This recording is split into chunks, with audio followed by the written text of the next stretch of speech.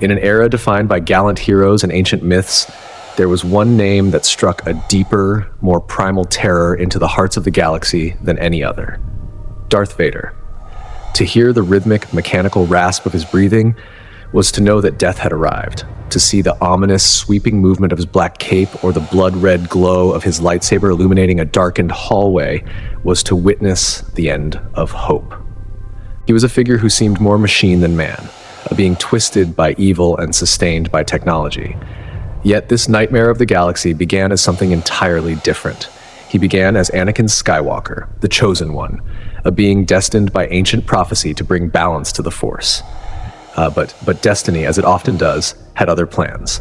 From the scorching, sun-bleached sands of Tatooine to the rivers of molten lava on Mustafar, the path that led Vader into the darkness changed the fate of the galaxy forever. His armored suit was not merely protection. It was a prison of eternal agony. His power was unmatched by any peer. His rage was a bottomless well, and for 20 years the mere mention of his name was enough to silence entire star systems in absolute terror. To understand the monster, one must understand the man he once was, and the painful, brutal journey that forged the galaxy's most feared enforcer. This is not just another story of wars among the stars. This is the complete, unvarnished truth about the Dark Lord of the Sith. This is the story of Darth Vader. The story begins with an impossible birth in the harsh, unforgiving deserts of Tatooine, 42 years before the Battle of Yavin. A slave woman named Shmi Skywalker discovered she was carrying a child she could not explain. There was no father, no husband, and no explanation. This child, born into bondage, would grow to become the ultimate instrument of fear. The Jedi Order, guardians of peace and justice, had long prophesied this very moment. Their ancient scrolls spoke of a chosen one, a being born of no father who would fundamentally alter the destiny of the galaxy and restore balance to the Force. However, none of the wise masters could have predicted that this prophesied savior would first become the galaxy's greatest nightmare. When the Jedi Master Qui-Gon Jinn discovered 9-year-old Anakin Skywalker, he found something that defied all known precedents. The boy possessed a connection to the Force that was staggering. His blood contained a count of over 20,000 midichlorians per cell. In the scientific understanding of the Jedi, this was the highest concentration ever recorded in history. Even Master Yoda, the Grand Master of the Order and the most powerful Jedi of the era, did not approach these levels. This reading, combined with the miraculous nature of Anakin's birth, convinced Qui-Gon that he had found the answer to the prophecy. He believed he had found the one who would bring balance. However, darkness lurked behind this seeming miracle. While the records of the Empire would later be carefully scrubbed and sanitized to hide the truth, whispers persisted of Sith manipulation at the highest levels. The Sith Lord, Darth Plagueis, the master of the figure who would become Emperor Palpatine, had been obsessed with the concept of eternal life. He had been conducting dark experiments in the creation of life itself through the manipulation of midichlorians.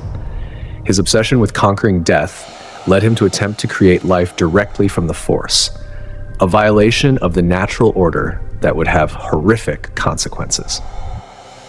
These experiments, known only to a select few as the Grand Experiment, took place in secret. Though Plagueis initially deemed his work a failure, the timing aligned suspiciously with the conception of Anakin Skywalker. Some scholars of the Force believed that the midichlorians themselves retaliated against this dark side manipulation. In response to the Sith's attempt to force their will upon existence, the Force pushed back, creating its own vessel, Anakin Skywalker. The implications of this theory were staggering. If true, it meant that the very powers of darkness trying to corrupt the Force had inadvertently created the one being destined to destroy them. Darth Sidious, upon learning of Anakin's existence, saw not a threat, but a golden opportunity. Where his master saw doom for the Sith, Sidious recognized the potential to corrupt this chosen one and turn him into the ultimate weapon. Shmi Skywalker raised her miraculous son in the degradation of slavery, watching with a mixture of pride and anxiety as he displayed incredible natural abilities. These talents would later serve him as both a Jedi Knight and a Sith Lord. His skills at pod racing, a sport seemingly impossible for a human child due to the reaction times required, were early manifestations of his incredible Force sensitivity. Humans were not built to race pods. The speeds were too high, the reflexes required too fast. But Anakin could do it. He could see things before they happened. This was proof of the raw power flowing through his veins, power that would one day fuel the dark side's greatest servant. The circumstances of his birth would haunt Anakin throughout his life. Questions about his origin and his purpose tormented him, contributing to the internal conflict and identity crisis that would eventually help Palpatine seduce him to the dark side.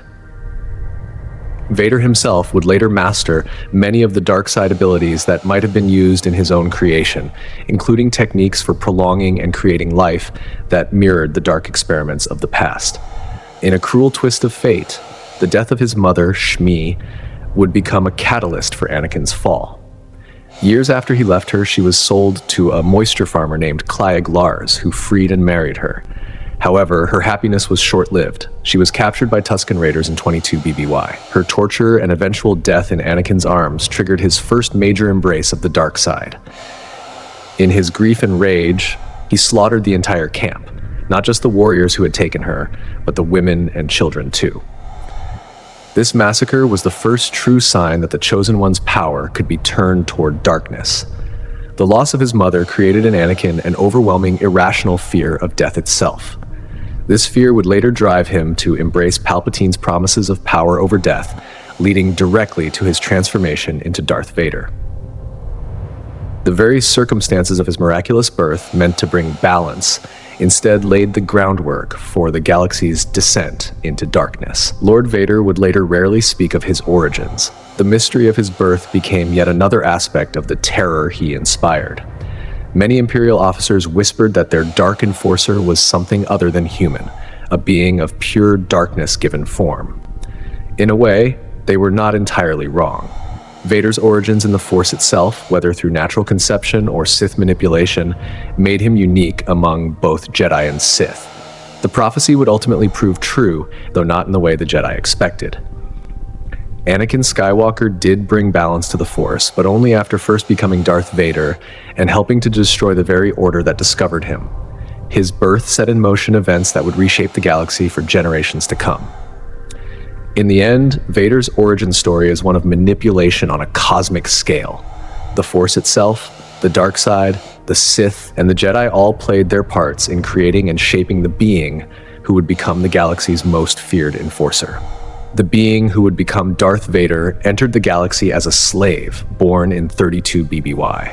Anakin Skywalker's earliest memories were of chains, transmitters that would blow him up if he tried to escape, and the relentless desert heat.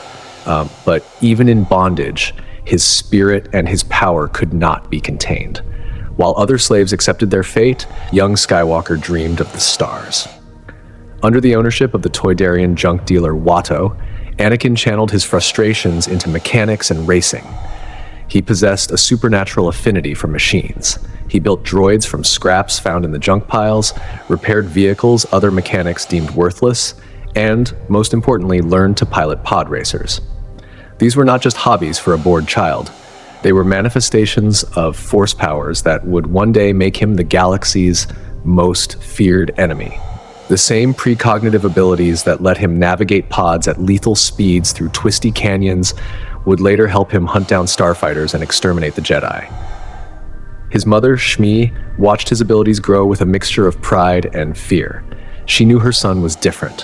While other human children could barely manage simple tasks, Anakin was building functioning protocol droids like C-3PO and winning impossible races. The Force flowed through him more powerfully than any being in recorded history, though neither mother nor child understood its true nature yet.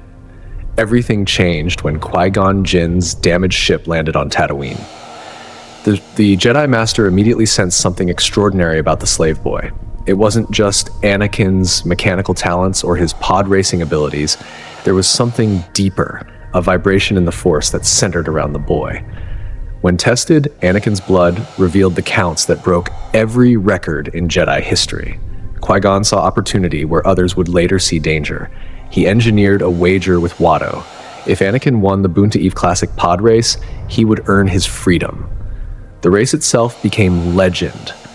A 9-year-old human child competing in a sport that regularly killed adult aliens, piloting a pod he built himself from salvaged parts. His victory proved what Qui-Gon already suspected. This was no ordinary child. But freedom came at a terrible price. While Anakin won his release, his mother remained enslaved. Watto would not part with both of them. This separation created the first crack in his psyche, a wound that would never truly heal. The boy who would become Vader begged his mother not to make him leave, showing the attachment and fear that the Jedi Council would later cite as reasons to reject his training. He had to leave the only person he loved behind in chains. When Qui-Gon presented Anakin to the Jedi Council on Coruscant, he faced unanimous opposition.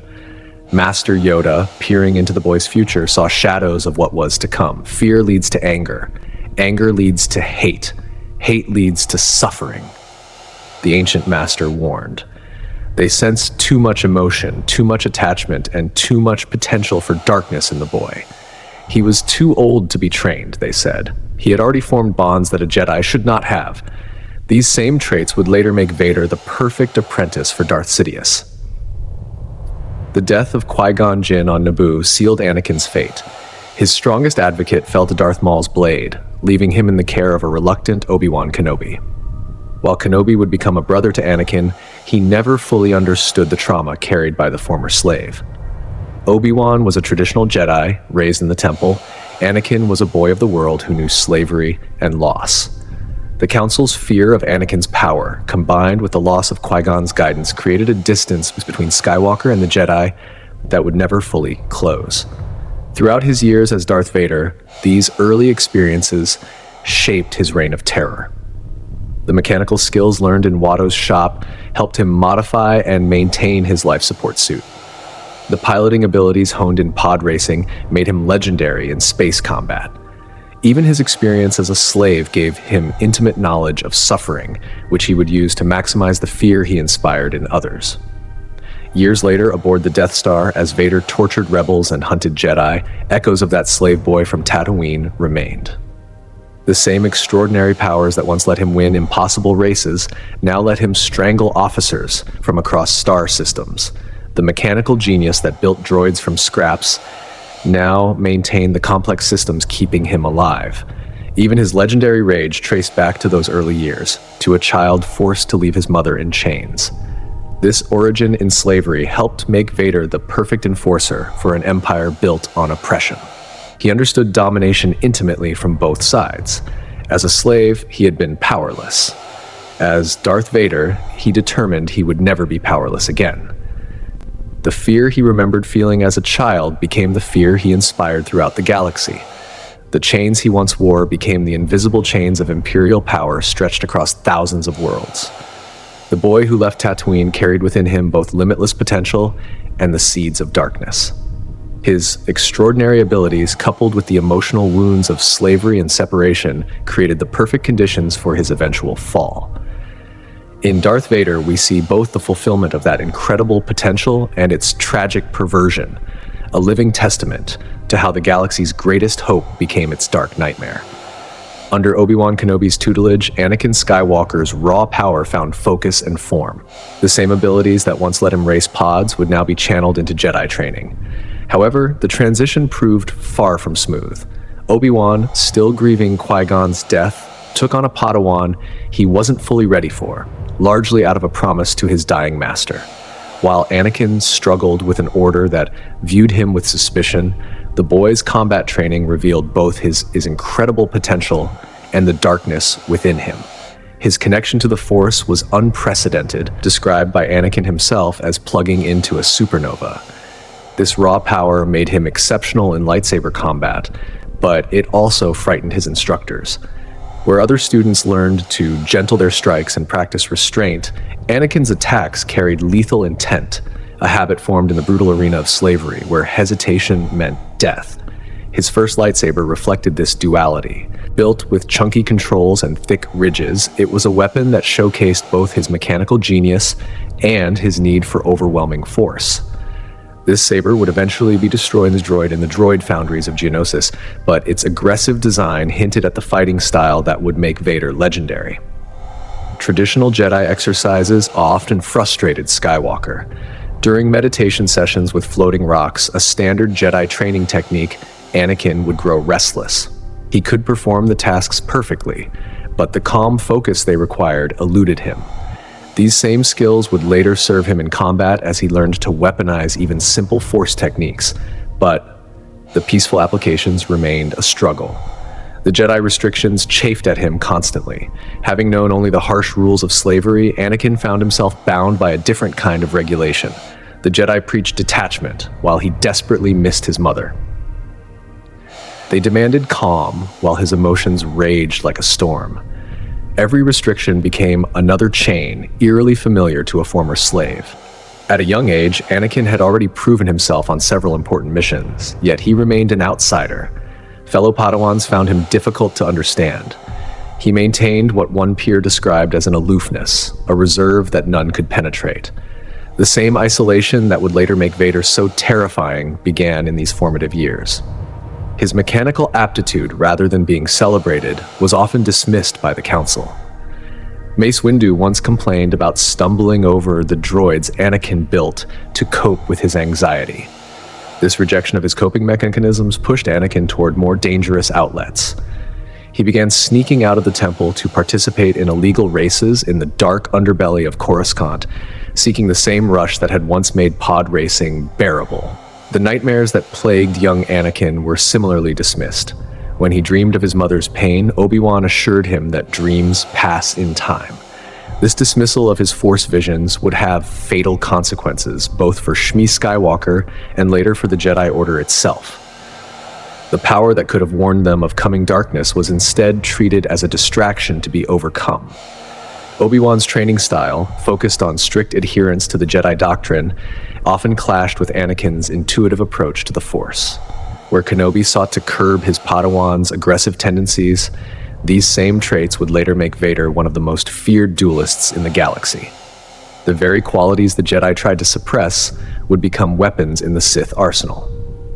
Perhaps most crucially, Anakin's years as a Padawan taught him to hide his true self. Unable to express his fears, anger, or attachments openly, he learned to maintain a facade of Jedi serenity while turmoil raged within.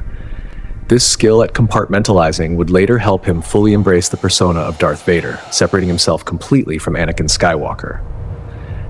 The Council's constant suspicion of Anakin created a self-fulfilling prophecy. Their fear of his power and emotional nature pushed him toward the very darkness they dreaded.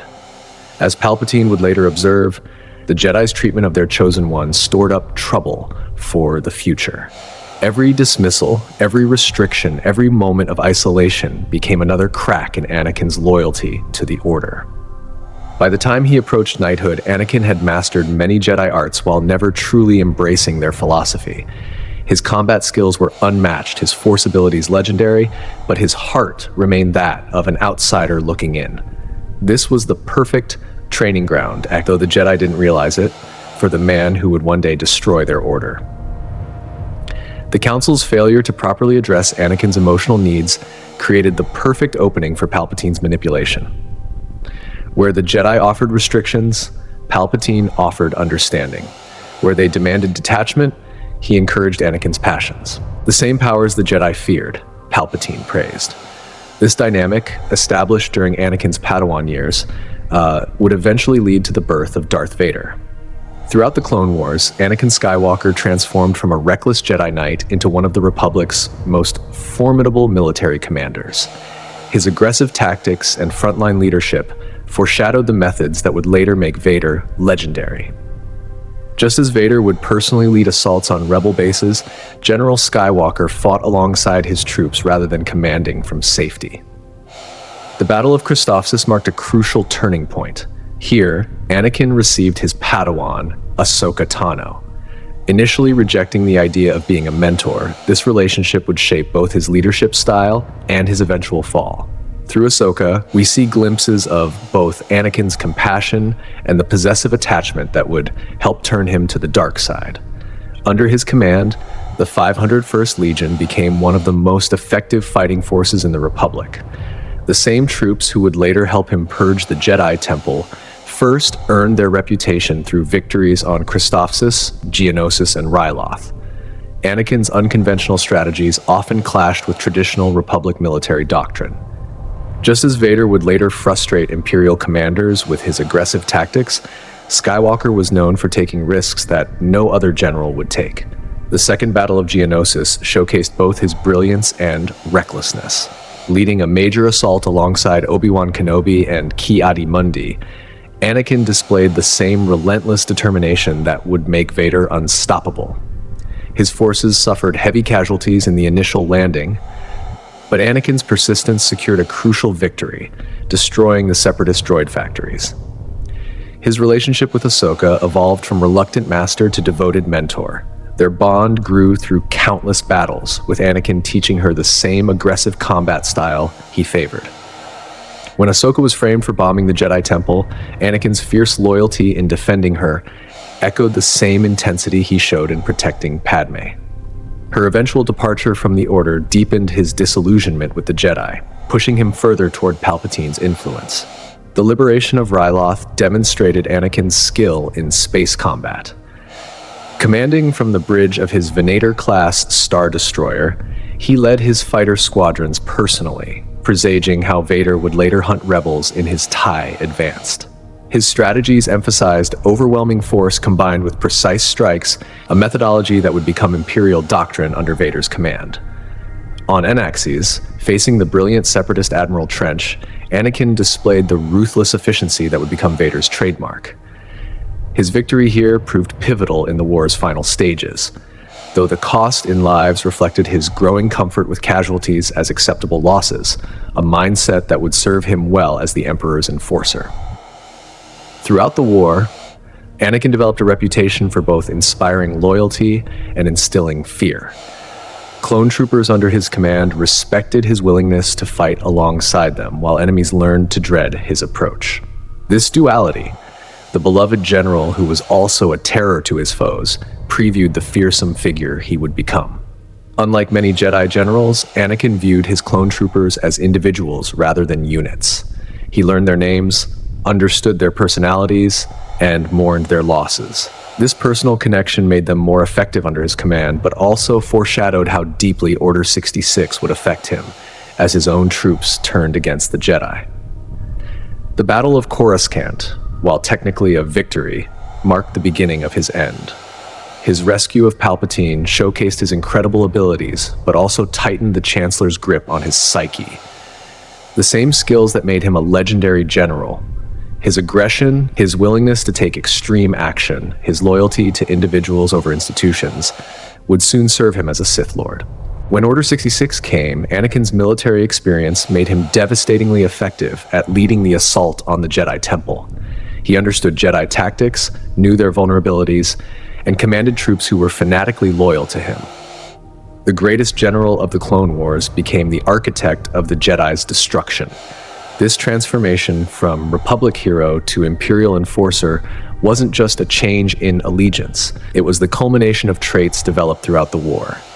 The aggressive tactics, the personal leadership style, the willingness to accept casualties, the ability to inspire both loyalty and terror, all these aspects of General Skywalker became amplified in Lord Vader. The seeds of Vader's creation were planted in a secret wedding ceremony on Naboo following the Battle of Geonosis. Anakin Skywalker and Padme Amidala were married by Pontifex Max and Agalurga with only C-3PO and R2-D2 as witnesses. This forbidden union marked Anakin's first major rejection of Jedi doctrine, establishing a pattern of deception that would define his final years as a Jedi. Their marriage existed in shadows. Every few months, Anakin would return to Coruscant, stealing brief moments with his wife between battles. The constant secrecy and separation bred anxiety and possessiveness in the young Jedi. These same fears of loss that haunted his marriage would later drive him to the dark side in an attempt to save Padme's life. The darkness within Anakin erupted when his mother died. For weeks, he experienced Force visions of Shmi and agony. The Jedi Council dismissed these visions, with Obi-Wan telling him that dreams pass in time. This dismissal proved fatal. When Anakin finally defied the Council to return to Tatooine, he found his mother had been captured and tortured by Tusken Raiders. Shmi died in his arms, managing only to whisper, "I love," before death claimed her. What followed revealed the monster lurking within the Chosen One. Anakin slaughtered the entire Tusken village.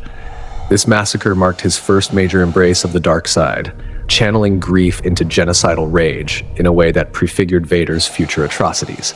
Significantly, Anakin confessed this slaughter only to Padme and Palpatine. He couldn't bring himself to tell Obi-Wan or the Council, knowing they wouldn't understand. This created another secret to maintain, another wedge between him and the Jedi Order. The guilt and shame of his actions, combined with anger at the Jedi for leaving his mother in slavery, poisoned his relationship with the Order. The Council's rigid adherence to tradition increasingly frustrated Anakin. His unconventional battle tactics during the Clone Wars often defied Jedi teachings, prioritizing victory over their more cautious approaches. He questioned their decisions openly, especially their distrust of Chancellor Palpatine, whom Anakin viewed as a mentor and friend. His close relationship with Palpatine particularly concerned the Council. While they grew increasingly suspicious of the Chancellor's accumulating power, Anakin continued to confide in him. Palpatine offered the understanding and acceptance that Anakin felt the Jedi denied him, setting the stage for his eventual manipulation of the Chosen One. The burden of maintaining his secret marriage weighed heavily on Anakin's psyche. He lived in constant fear of discovery, knowing that exposure would mean expulsion from the Jedi Order and scandal for Padme. This pressure, combined with long separations during the Clone Wars, made him increasingly possessive and paranoid.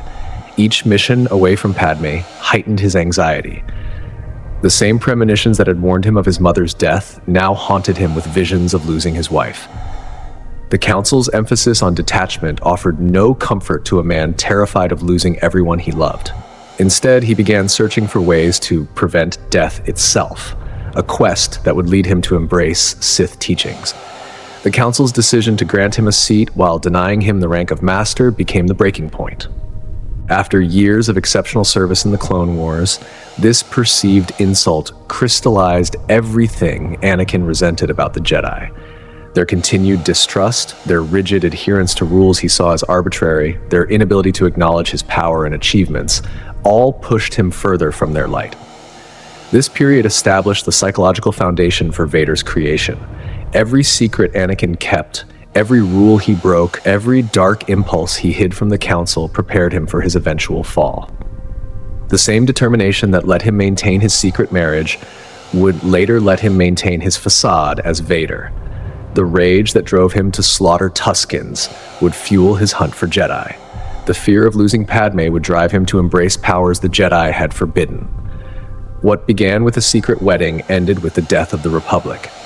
Anakin's growing defiance of Jedi doctrine, his unprocessed trauma from his mother's death, and his increasing isolation from the Order created the perfect conditions for Palpatine's corruption. The darkness that would make Vader legendary was already there, waiting to be unleashed. The grooming of Anakin Skywalker stands as one of the most calculated and patient acts of manipulation in galactic history. What makes it particularly chilling is how early it began. Palpatine first set his sights on young Anakin during his teenage years at the Jedi Temple, recognizing in him a power that could be twisted to serve the dark side. During a training session where Palpatine observed the young Padawan, he witnessed something that confirmed his suspicions, an emotional outburst that revealed Anakin's inner turmoil. It was all Palpatine needed to see. Using his position as Supreme Chancellor, he forced the Jedi Council to allow him access to Anakin, citing their special connection from the events of Naboo. The Jedi, particularly Mace Windu, resisted this unprecedented request, but Palpatine's political authority left them no choice. Thus began a decades-long campaign of subtle corruption. Palpatine positioned himself as a father figure, a mentor who, unlike the rigid Jedi Council, seemed to truly understand Anakin's struggles. He validated Anakin's frustrations with the Jedi Order's restrictions, quietly undermining their teachings while appearing to simply offer a sympathetic ear. This manipulation was so subtle that even the wisest Jedi Masters failed to recognize it.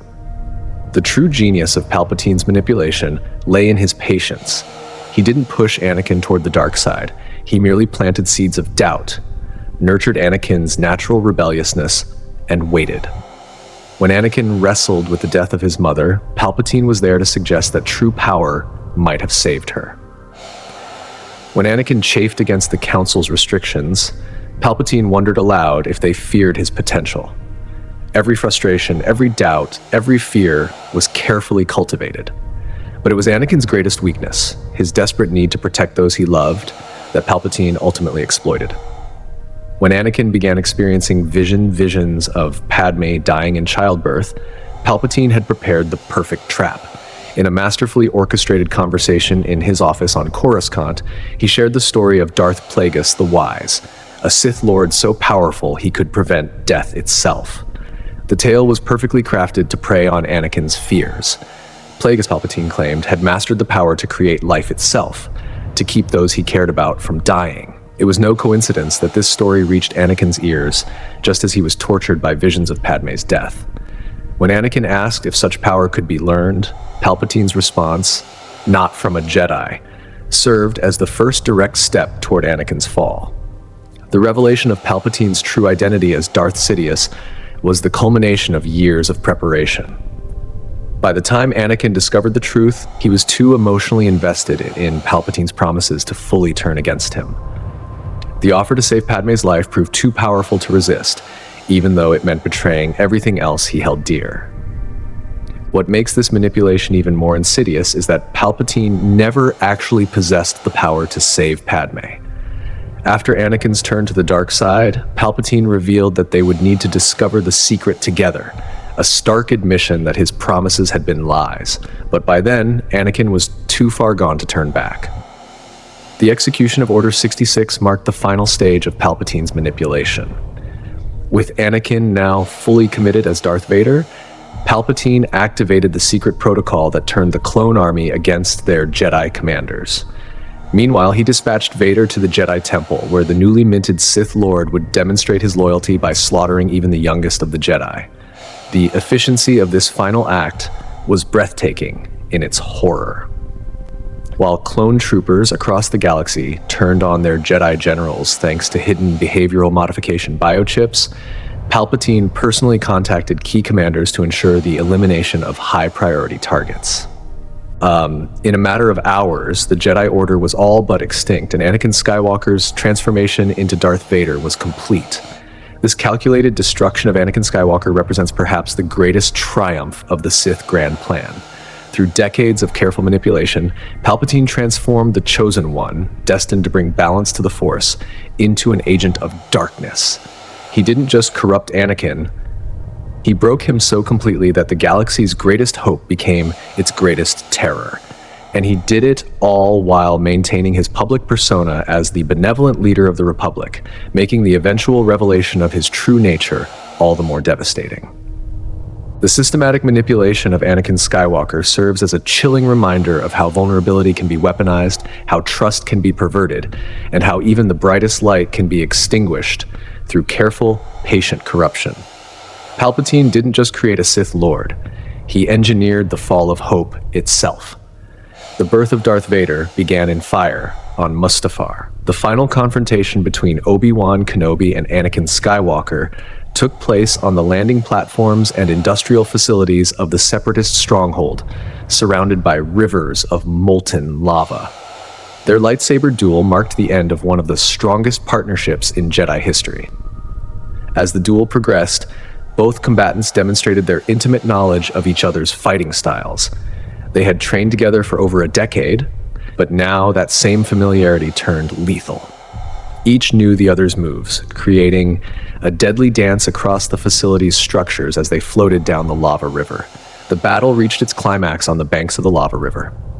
Obi-Wan gained the high ground on a black sand embankment, warning Anakin not to attempt to leap across. In a moment of pride and rage, Anakin ignored his former master's warning. This fatal error in judgment would forever alter his existence. In one swift sequence, Obi-Wan's blade severed both of Anakin's legs around the knees and his left arm. The maimed body of the former Jedi rolled down the embankment, coming to rest at the edge of the lava flow. The intense heat ignited his clothing and flames engulfed his body. The heat was so intense it scorched his lungs as he desperately tried to drag himself away from the lava with his remaining mechanical arm. The burns Anakin suffered were catastrophic. Beyond the external charring of his flesh, the heat and toxic fumes severely damaged his internal organs. His lungs were particularly devastated, burned from the inside by the superheated air he had inhaled. The upper vertebrae of his spine were damaged, and the intense heat had destroyed most of his hair and skin. Emperor Palpatine arrived shortly after to retrieve what remained of his apprentice. Anakin was quickly transported to a medical facility on Coruscant, where an emergency medical team worked to stabilize his rapidly failing body.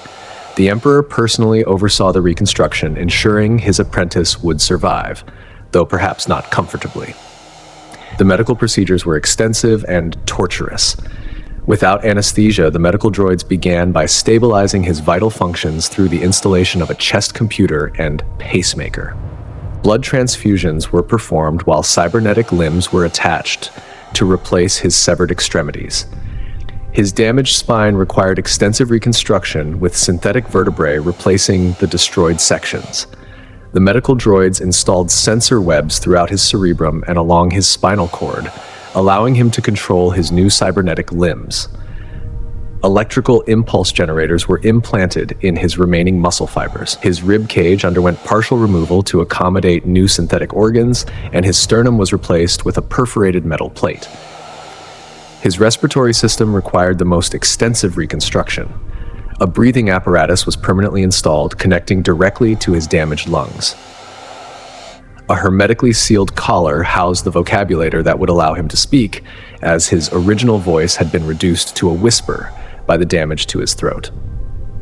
The final stage of reconstruction involved encasing what remained of his scorched body in a sealed life support suit, topped by the iconic black mask that would become a symbol of terror throughout the galaxy.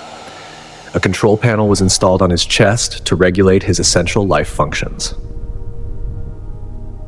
Vader's first moments of consciousness in his new form were marked by agony and disorientation. The suit's systems felt foreign and intrusive. His first words, spoken through his new vocabulator, revealed his one remaining concern. "Padme? Are you here? Are you all right?" Palpatine's response would complete Vader's psychological transformation. The Emperor informed him that, in his anger, he had killed Padme. The news shattered what remained of Anakin Skywalker's spirit. His cry of "no" through the new vocabulator was accompanied by a display of force power that destroyed the medical droids and equipment around him. The initial adaptation period was marked by severe psychological trauma. Vader had to adjust not only to the constant pain of his injuries and cybernetics, but also to the knowledge that he had lost everything. His wife was dead, seemingly by his own hand. His unborn child, as far as he knew, had died with her. The Jedi Order he had once served was destroyed, largely by his own actions. In these early days, Vader struggled with basic movements. His new limbs responded sluggishly, and the weight of his armor made him feel constantly off balance. Every breath was a conscious effort, controlled by machines rather than natural impulse. The sound of his regulated breathing became a constant reminder of his condition. Yet, within this trauma lay the seeds of Vader's terrible power. His physical pain and emotional anguish fed directly into the dark side of the Force. Each moment of suffering strengthened his connection to it, and his rage at his condition fueled his mastery of dark side abilities.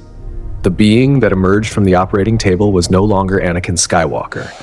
The transformation into Darth Vader was complete, both physically and psychologically. The hero of the Clone Wars had been replaced by a Dark Lord sustained by machinery and driven by pain. The galaxy would soon learn to fear the sound of mechanically regulated breathing and the sight of a black mask emerging from the shadows.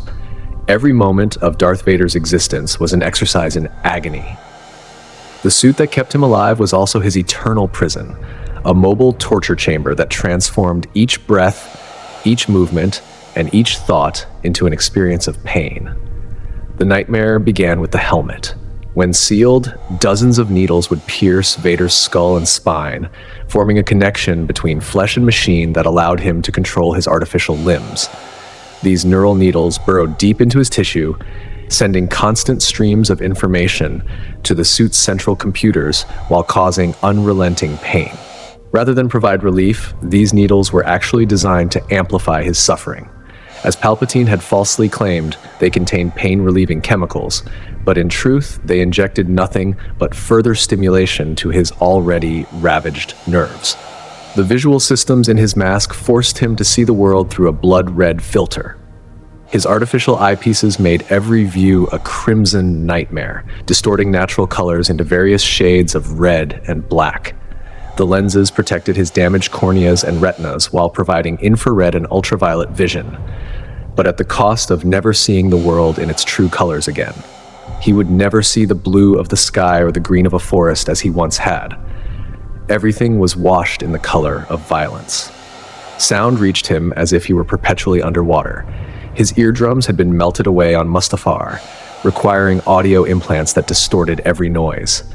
The system frequently picked up feedback and ambient sounds, making it difficult for him to determine the direction or distance of noises. Even his own iconic breathing came to him as a warped mechanical rasp, a constant rhythm that measured out the remaining seconds of his tortured life. The suit itself was a prison of intentionally poor design. The inner lining caught and pulled at his burned flesh with every movement. The shoulder armor alone weighed over 12 kilograms, making it nearly impossible for him to raise his arms above his head. His boots never quite fit right, leaving him constantly off balance, forcing him to rely on the Force just to remain upright. The weight of the entire apparatus put immense stress on his damaged spine, requiring ongoing vertebrae replacements. His artificial limbs responded sluggishly to his commands, requiring immense concentration for even basic movements. The prosthetics connected to his truncated bone and muscle through crude mechanical interfaces that caused constant friction and discomfort. Even the simple act of walking required careful attention to maintain his balance in the cumbersome suit. The control panel on his chest regulated his breathing, but also served as a constant source of irritation. Buttons would beep randomly without reason, and the regulated breathing pattern never felt natural. He could not speed up or slow down his breathing rate, even during physical exertion. The ventilator forced air into his scarred lungs at a predetermined pace, regardless of his body's actual needs. His flesh constantly chafed against the interior of the armor. The leather bodysuit that covered his burned skin was not designed for comfort, but for function, protecting his wounds from infection while causing persistent irritation. The suit needed to be hermetically sealed, which meant he could never remove it outside of specially pressurized chambers. The psychological torment matched the physical agony. Vader existed in perpetual sensory isolation from the world around him. Everything he experienced came through layers of artificial processing. He could not feel natural air on his skin, smell without filters, or experience direct contact with anything. His environment always reached him through the barrier of machines and computers. Temperature regulation was another constant battle. The suit poorly managed his body heat, leaving him alternating between too hot and too cold. The environmental controls were basic and inefficient, another intentional design flaw to ensure his continuous discomfort.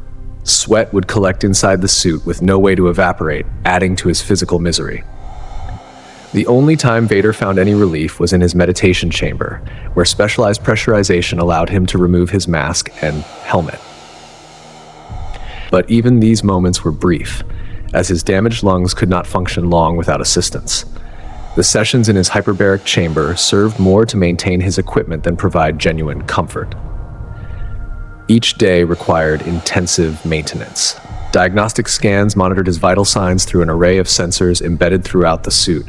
His synthetic organs needed regular adjustment, and his prosthetics required constant calibration. Medical droids performed daily maintenance on both his organic and cybernetic parts, another process that brought its own share of pain. The vulnerabilities of his armor added another layer of constant anxiety. The control panel on his chest was theoretically capable of being disabled by a precise hit. Electromagnetic pulses could potentially interfere with his life support systems. Even water posed a serious threat, as his suit was not completely waterproof despite its sealed nature. Yet this perpetual torment served a purpose in the dark side of the Force. Each moment of suffering fed Vader's connection to pain and rage, strengthening his power. The agony that was meant to weaken him instead became fuel for his hatred, transforming his mobile life support unit into a monument to the power of the dark side. In this way, the suit that imprisoned him also empowered him, turning his eternal torture into a source of terrible strength. Darth Vader's early missions as the Emperor's enforcer began while he was still mastering basic movement in his suit. His first assignment took him to the Coruscant Detention Center, where he interrogated a Jedi Padawan named Dama for information about Obi-Wan Kenobi's location. Despite his physical limitations, Vader's presence alone proved terrifying enough to break his prisoner's will. The true test of Vader's capabilities came during the Jedi ambush on Kessel following intelligence about surviving Jedi. Vader walked into what he quickly discovered was a trap. The engagement revealed both the strengths and weaknesses of his new form. Though one of the Jedi managed to sever his prosthetic arm, Vader emerged victorious with support from the 501st Clone Troopers, leaving all 12 Jedi dead. Combat in the suit initially proved challenging. The weight of his armor made quick movements difficult, and the computerized breathing system couldn't adjust its pace during physical exertion. The suit's poor temperature regulation meant he would quickly overheat during intense combat. Yet, Vader turned these apparent weaknesses into strengths, learning to use the suit's weight and his cybernetic limbs to generate overwhelming power in his attacks. His return to the Jedi Temple marked another crucial early mission. Vader accessed the Jedi archives, hunting for information about survivors while simultaneously eliminating any remaining Jedi he encountered. This mission served a dual purpose, allowing him to gather intelligence while testing his growing combat abilities in familiar surroundings. Vader's approach to lightsaber combat underwent a complete transformation to accommodate his new physical form. He maintained Form Vive as his foundation, but radically modified how he employed it. The weight and power of his cybernetic limbs allowed him to deliver devastating strikes that could overwhelm opponents through sheer force. His artificial arms could generate far more power than natural limbs, turning basic attacks into potentially lethal blows. However, Vader recognized that pure aggression left him vulnerable. To protect his vital life support systems, he incorporated elements of Form 3, Soresu. This defensive style provided him with better protection against attacks targeting his control panel or breathing apparatus. The integration of Soresu proved crucial in several early encounters where opponents attempted to exploit his suit's weaknesses. From Count Dooku's teachings during the Clone Wars, Vader also adopted aspects of Form 2, Makashi. This precise, efficiency-focused style helped him overcome some of his suit's mobility restrictions. Makashi's emphasis on preventing disarmament became particularly important given his reliance on cybernetic limbs. Every movement was calculated to maintain his guard while maximizing striking power. The result was a unique hybrid fighting style unlike anything the galaxy had seen before. Vader could seamlessly switch between overwhelming offense and nearly impenetrable defense. His cybernetically enhanced strength allowed him to power through traditional blocks and parries. When opponents attempted to exploit his reduced mobility, he would shift to precise, economical movements that turned their aggression against them. During this period, Vader began working with the Inquisitors, training them in Jedi hunting techniques.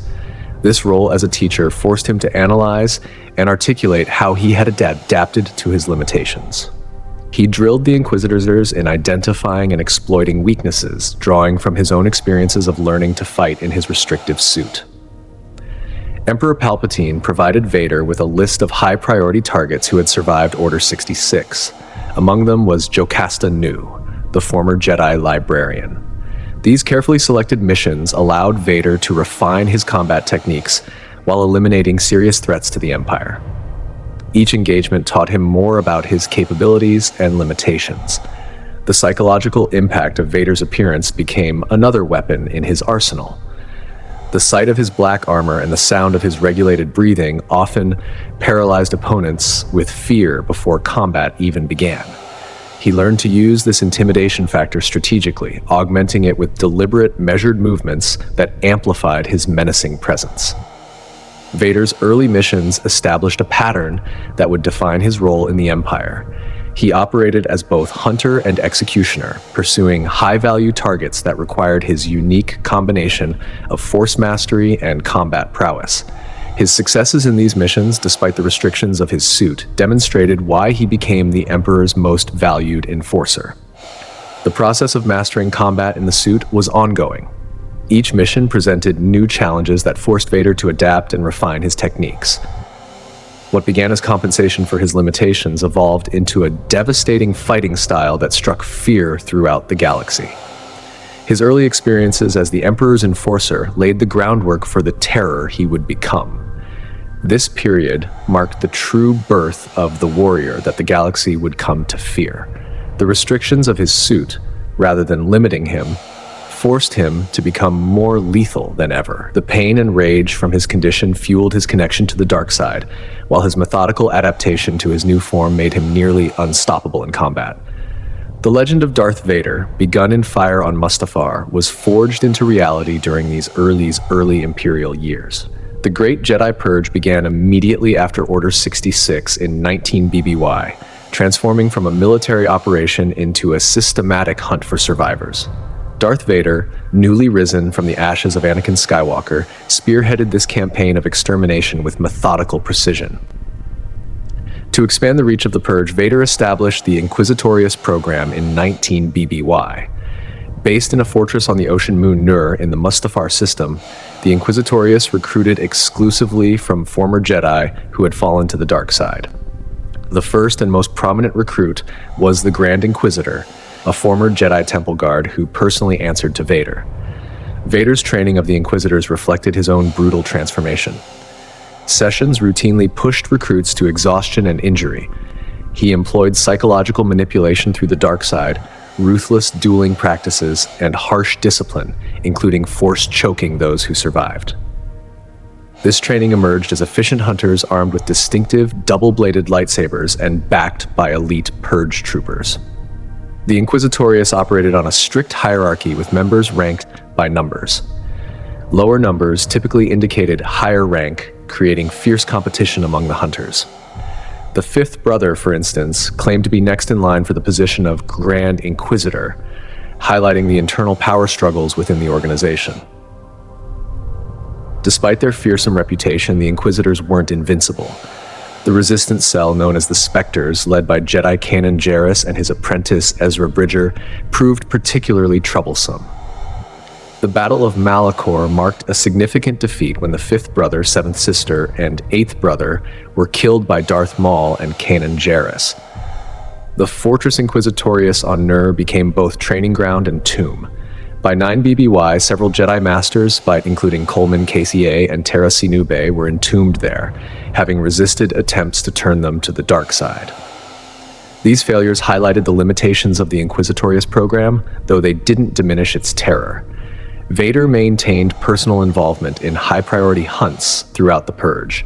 His presence alone often broke the will of hiding Jedi before combat even began. The sound of his regulated breathing became a herald of doom for Force sensitives across the galaxy. While Imperial propaganda claimed Vader had single-handedly slaughtered hundreds of Jedi, the confirmed kills under his personal blade were fewer but no less impressive. The Purge's methods extended beyond simple execution. The Empire established a robust intelligence network to identify potential Force-sensitive children. These children were either eliminated or, in rare cases, taken for conversion to the dark side. The Inquisitors gained authority to override local Imperial officers when pursuing these targets, demonstrating the Purge's priority in Imperial hierarchy. Rather than rely solely on brute force, the Purge employed sophisticated tactics. False distress signals lured compassionate Jedi into traps. Captured Padawans were tortured for information about their masters. Sacred Jedi sites were monitored for returning survivors. The methodical nature of these operations reflected Vader's strategic approach to hunting his former brothers and sisters. The Inquisitorius program's effectiveness ultimately declined due to internal competition and prioritization of personal ambition over collective goals. The Empire eventually stopped replacing fallen Inquisitors, relying more heavily on Vader himself for high-priority targets. This shift recognized that while the Inquisitors served their purpose, none could match the Dark Lord's combination of power and purpose. By the time of the original trilogy, the organized phase of the Great Jedi Purge had largely concluded. The systematic elimination of Force-sensitive individuals and the terror inspired by Vader's hunters had driven any surviving Jedi deep into hiding. Those who managed to escape likely did so by completely disconnecting from the Force, as maintaining any active connection risked detection by the dark side's most relentless servant. This relentless pursuit was not merely a duty for Vader, it was a compulsion. Every Jedi he struck down was a reaffirmation of the choice he had made, a silencing of the past that constantly threatened to whisper to him. He was destroying the memory of Anakin Skywalker one life at a time. The hunt for survivors often brought Vader back to locations that held deep significance for the Jedi, and by extension for his former self. He walked the halls of the Jedi Temple not with reverence, but with the stride of a conqueror. The desecration of the sacred spaces where he had once learned the ways of the Force was a deliberate act of psychological warfare against himself. He needed to prove that the Jedi were weak, that their philosophy was flawed, and that their destruction was necessary for the order he sought to bring to the galaxy. When he engaged a Jedi in combat, he was not just fighting an enemy of the Empire, he was fighting a mirror of what he used to be. The rage he unleashed was personal. It was the rage of a man who had been promised power and given only pain, a man who had sought to save lives and ended up destroying them. This internal conflict, buried deep beneath layers of hatred and cybernetics, made him an unstoppable force. His opponents often sensed the conflict within him, mistaking it for weakness. They would try to reach the good man they believed was still inside, calling out to Anakin Skywalker. But Vader would crush those pleas as mercilessly as he crushed their throats. He had constructed a fortress around his heart, impenetrable and cold, and the very mention of his old name was an insult that warranted immediate death. The Jedi he hunted were living reminders of his failure, and he could not rest until the galaxy was scrubbed clean of their presence. The Purge also served to consolidate Palpatine's power. By eliminating the only beings capable of challenging the Sith, Vader ensured that the Emperor's grip on the galaxy would remain absolute. Yet, in doing so, he also ensured his own isolation. He was the last of his kind, a singular entity of darkness in a galaxy that was rapidly forgetting the light. The Inquisitors were merely tools, unworthy of true Sith teachings. Palpatine was a master who viewed him as a weapon. Vader was alone, and in that loneliness, his power grew. He became a myth, a boogeyman used to frighten children and ensure the loyalty of systems that might otherwise consider rebellion. As the years passed, the specific details of the Purge faded into legend, but the result remained, a galaxy where the Force was considered an ancient religion, a superstition of a bygone era. Vader had done his job well. He had silenced the voices of the Jedi so effectively that many believed they had never truly existed at all. But for Vader, the silence was never complete. The Force still hummed with the echoes of the lives he had taken, a chorus of ghosts that followed him wherever he went. He carried the weight of the Purge on his armored shoulders, a burden that only deepened his connection to the dark side. The establishment of Vader's secret power base marked a significant evolution in his strategy. After the destruction of the first Death Star, he began assembling resources beyond Imperial oversight. This covert operation started with his recruitment of Dr. Chelly Lona Afra, an unscrupulous archaeologist who specialized in ancient weapons and droids. Vader encountered Afra while she was stealing a protocol droid personality matrix. Recognizing her skills could serve his hidden agenda, he spared her life and offered her an opportunity she could not refuse. Afra's first mission for Vader involved acquiring two specialized droids, 000 or 000, a protocol droid designed for torture and interrogation, and BT-1, a heavily armed blastomech unit. These droids became crucial assets in Vader's secret operations, providing capabilities outside standard Imperial protocols. 000 was a particularly disturbing creation, possessing a sadistic personality and an encyclopedic knowledge of torture techniques. BT-1, masquerading as a standard astromech, concealed an arsenal of heavy weaponry that could level a building. Together, they formed a dark reflection of the golden droid and the astromech that had once served Anakin Skywalker. The cornerstone of Vader's private army came from Geonosis, where Aphra helped him steal and reactivate a droid factory. This facility allowed Vader to produce BX series droid commandos, elite battle droids that far surpassed standard combat units. These droids featured titanium armor, built-in fusion cutters, and advanced combat programming that made them formidable opponents. BX series commandos were particularly valuable due to their advanced capabilities. Each unit cost approximately 17,900 credits, reflecting their superior design compared to basic battle droids. They possessed exceptional close-quarters combat skills like infiltration abilities and could be equipped with various weapons including thermal detonators and sniper rifles. Vader's secret forces operated parallel to his official Imperial duties, allowing him to pursue personal objectives while maintaining his role as the Emperor's enforcer. This dual structure proved especially valuable after he discovered Luke Skywalker's existence. Aphra and her droids helped confirm Luke's identity and connection to Vader through covert missions to Tatooine and Naboo. The relationship between Vader and Aphra remained tense throughout their collaboration. While she proved invaluable to his operations, Vader maintained control through implicit threats. Aphra worked knowing that failure or betrayal would result in immediate elimination, a management style reflecting Vader's approach to all his secret resources. She lived on borrowed time, dancing on the edge of a lightsaber blade, always aware that her usefulness was the only thing keeping her alive. Beyond droids and specialized agents, Vader commanded elements of the Imperial military that operated under his direct authority rather than standard Imperial command. This included portions of the fleet that could be diverted for his personal missions without drawing immediate attention from Imperial oversight. These secret forces gave Vader significant autonomy in pursuing his own agenda, particularly in matters relating to Force-sensitive individuals.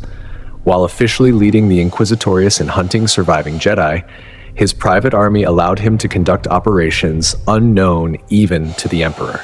Project Harvester exemplified how Vader used these resources to extend his influence. This initiative identified Force-sensitive individuals within Imperial institutions, allowing Vader to either eliminate threats or secure potential assets before they came to wider Imperial attention. These operations included the capture of Force-sensitive children, including an infant from Jedi Master Eth Koth. The existence of these forces remained largely unknown to Imperial leadership, creating a power base separate from both the Imperial military hierarchy and the Emperor's direct control. This independence proved crucial as Vader pursued his own objectives while maintaining his position as the Empire's supreme enforcer. Vader's private army represented a significant investment in resources and personnel far beyond what official Imperial channels would have authorized. The advanced capabilities of his BX series commandos, combined with specialized assets like 000 and BT-1, provided him with military options outside standard Imperial protocols. The true extent of Vader's secret forces remained hidden from most of the galaxy. Their operations were carefully concealed behind his official duties. This shadowy army served as both insurance against potential betrayal and a tool for pursuing objectives that even the Emperor wasn't privy to, demonstrating Vader's long-term planning and strategic autonomy within the Empire. It was a manifestation of his growing ambition, a realization that to change the galaxy, he needed more than just his own power. He needed a structure that answered only to him. This was the beginning of his vision for a new order, one where he, and eventually his son, would rule. Darth Vader's apprenticeship under Palpatine marked a stark departure from traditional Sith training. The Emperor deliberately engineered life-threatening situations, forcing his damaged apprentice to confront monsters, Sith agents, and Inquisitors in brutal trials. Each confrontation served to break Vader's remaining connections to his former self, purging lingering traces of Anakin Skywalker through calculated trauma. Palpatine's psychological manipulation proved as ruthless as the physical trials.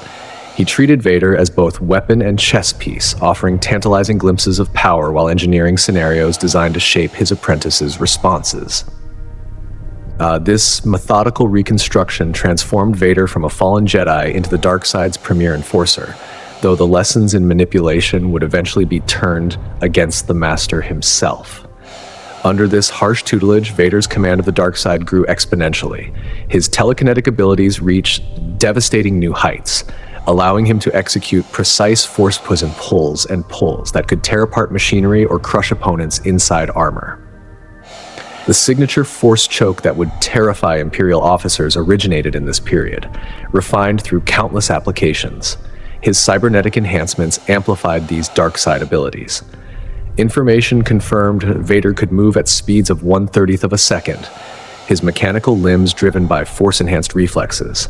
He demonstrated the raw power to stop and completely dismantle an AT-AT walker through telekinesis alone, a feat that demonstrated his unprecedented combination of mechanical and force augmentation. Yet his suit imposed crucial limitations.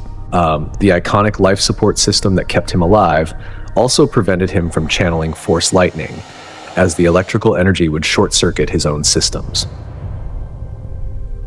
This restriction forced Vader to develop alternative expressions of dark side power, particularly in environmental manipulation and telekinetic assault. He learned to throw his lightsaber with lethal precision, guiding it through the air to slice through distant enemies before returning it to his hand. He mastered the art of Tamanis, the absorption of energy, allowing him to block blaster bolts with his gloved hands, dissipating the heat into the Force. The culmination of Vader's evolution as a Sith Lord manifested in his fortress on Mustafar. Built atop an ancient Sith cave marking a powerful dark side vergence, the structure required 9 separate attempts before successful completion. Each failure pushed Vader deeper into darkness as he worked with the spirit of ancient Sith Lord Darth Vader to perfect the design. The fortress's location carried profound significance, overlooking the exact spot where Obi-Wan Kenobi had dealt the injuries that necessitated Vader's cybernetic transformation. This deliberate positioning allowed Vader to channel his perpetual agony into dark side energy, using his pain to further amplify the site's natural power. Momen's architectural design served multiple functions. The castle's distinctive spires, resembling massive tuning forks, were precisely calculated to focus and amplify dark side energies. Medical facilities housed Bacta tanks where Vader could temporarily exist outside his suit within specially pressurized environments. The entire structure was guarded by specialized lava troopers in black armor, commanded by Vader's fanatically loyal attendant, Vane. Beneath these practical functions lay Vader's secret obsession, attempting to breach the barrier between life and death to resurrect Padme Amidala. The fortress's design incorporated ancient Sith architecture specifically aligned to channel sufficient dark side power for opening such a portal. This hidden agenda revealed that despite his transformation, Vader remained haunted by his past actions. The relationship between master and apprentice evolved as Vader's power grew. While he learned to transform his constant physical and emotional agony into dark side strength, he also developed increasing resistance to Palpatine's absolute control. The Emperor's brutal training methods had forged not just an enforcer, but a Sith Lord capable of pursuing his own ambitions. Vader's fortress demonstrated this growing independence. Its ability to channel force energy extended to manipulating Mustafar's environment, creating lava storms that reflected its master's rage. The structure became such a powerful dark side nexus that it would later draw dark side cultists even after Vader's death, its very stones saturated with dark side energy through their association with the Dark Lord. Through their master and apprentice dynamic, Palpatine shaped Vader into something unprecedented, a cybernetic Sith Lord whose very existence pushed the boundaries of both technology and the Force. While his mechanical components prevented certain traditional Sith techniques, they also amplified his existing abilities to levels unmatched in recorded history. Under Palpatine's merciless guidance, the fallen Chosen One transcended both his Jedi origins and traditional Sith limitations. The fortress on Mustafar stood as the ultimate expression of this transformation. Its very construction defied natural law, using dark-side energy to maintain its impossible architecture. The persistent pain and rage Vader experienced at the sight of his greatest defeat became fuel for ever greater displays of dark-side power, creating a feedback loop of suffering and strength that perfectly embodied the Sith philosophy. In the years following Order 66, Obi-Wan Kenobi's clash with Darth Vader represented more than another lightsaber duel. Their encounters marked a definitive transformation in their relationship and cemented Vader's commitment to the dark side.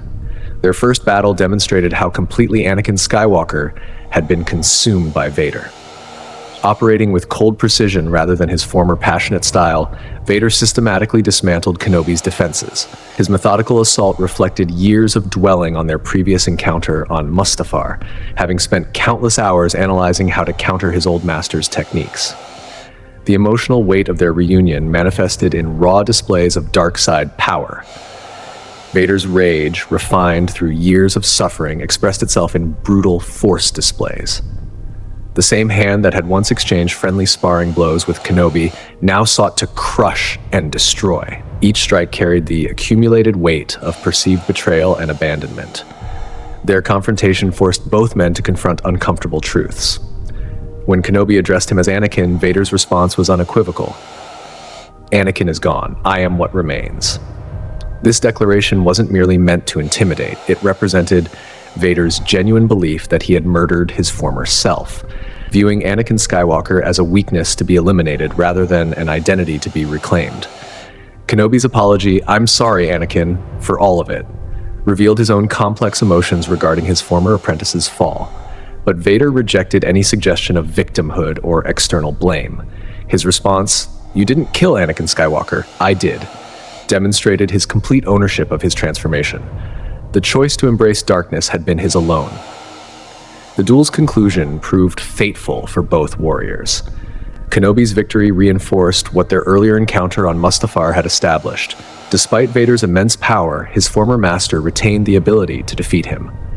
That reality tormented Vader, fueling his obsession with destroying the living reminder of his past life. The emotional aftermath of their encounter drew the Emperor's attention. Palpatine noted that Vader's feelings toward his old master had potentially weakened him, detecting lingering conflict in his apprentice. This observation pushed Vader to more aggressively suppress any remaining emotional connections to his past, doubling down on his commitment to the dark side rather than diminish his hatred. Their rematch intensified it. Vader's obsession with destroying Kenobi evolved from simple revenge into something more fundamental, the need to erase the last person who truly knew him as Anakin Skywalker. As long as Kenobi lived, he served as a living bridge to a past Vader desperately wanted to destroy. Then, their battle took place on a desolate, rocky planet beneath a night sky, a fitting backdrop for their shattered relationship. The environment itself seemed to reflect the barren emotional landscape between them, every feature shaped by erosion and destruction, just as their former bond had been corrupted by the dark side. Vader's threat, "Then you will die," carried more than murderous intent. It represented his ultimate goal, to finally sever all connections to Anakin Skywalker by destroying the man who had trained him. Each clash of their lightsabers represented years of festering hatred and betrayal, concentrated into singular moments of violence. The encounter reshaped Vader's subsequent behavior within the Empire. Having publicly declared Anakin Skywalker dead, he embraced his role as the Emperor's enforcer with renewed vigor. Any hesitation or internal conflict was burned away, replaced by cold determination and unrestrained dark side power. Their rematch served as a crucial step in Vader's psychological evolution. By rejecting Kenobi's attempts to reach Anakin Skywalker, he recommitted himself to the dark side. The emotional turbulence of their reunion was transformed into fuel for hatred, driving Vader to further immerse himself in darkness. The revelation that changed Darth Vader's galaxy began with a simple name: Skywalker. After the destruction of the Death Star, Vader became obsessed with identifying the Force-sensitive pilot responsible. He dispatched probe droids and bounty hunters across the galaxy, with Boba Fett eventually uncovering the pilot's identity. Learning his son had survived shattered Vader's understanding of the past 2 decades. Palpatine had told him Padme died before giving birth. Now he knew not only that his child lived, but that Obi-Wan had hidden Luke on Tatooine. The knowledge transformed Vader's priorities completely. Where before he had served as the Empire's ruthless enforcer, now every action became calculated around his newfound son. He assembled a personal network of spies and informants focused solely on tracking Luke's movements. One of Vader's first direct encounters with Luke came during the Battle of Vrogas Vas. Though he attempted to capture his son alive, Luke crashed his X-Wing directly into Vader's TIE Advanced, sending both crashing to the planet's surface. The battle that followed demonstrated Vader's new approach. Despite Luke attacking him with clear lethal intent, Vader consistently attempted to subdue, rather than kill his son. The revelation strained Vader's relationship with Emperor Palpatine. Though Palpatine initially appeared to share Vader's interest in turning Luke to the dark side, their ultimate goals differed fundamentally. Where Palpatine saw a potential new apprentice to replace Vader, Vader saw a chance to reclaim his family and overthrow his master's reign. The tension between these competing visions would define their relationship moving forward. On Cloud City, Vader orchestrated an elaborate trap for Luke, using his friends as bait. Their lightsaber duel in the carbon-freezing chamber marked the first true confrontation between father and son. Even as they fought, Vader attempted to turn Luke rather than destroy him, offering him a chance to rule the galaxy together as father and son. When Luke refused and chose likely death over joining him, Vader felt the same anguish he had experienced losing Padme. The knowledge of Luke's existence awakened something long dormant in Vader: hope. For the first time since his fall to the dark side, he had a purpose beyond serving the Emperor. His son represented everything he had lost, a living connection to Padme and his former self. This hope, however, manifested as obsession. Vader became consumed with finding Luke, turning him to the dark side, and fulfilling what he saw as their shared destiny. This fixation affected Vader's command style. Officers serving under him noted his increasing preoccupation with Luke's capture. He diverted Imperial resources to the search, often prioritizing leads about Luke's whereabouts over other military objectives. Those who failed him in this specific mission faced particularly harsh consequences. After Cloud City, Vader's focus shifted from capture to preparation.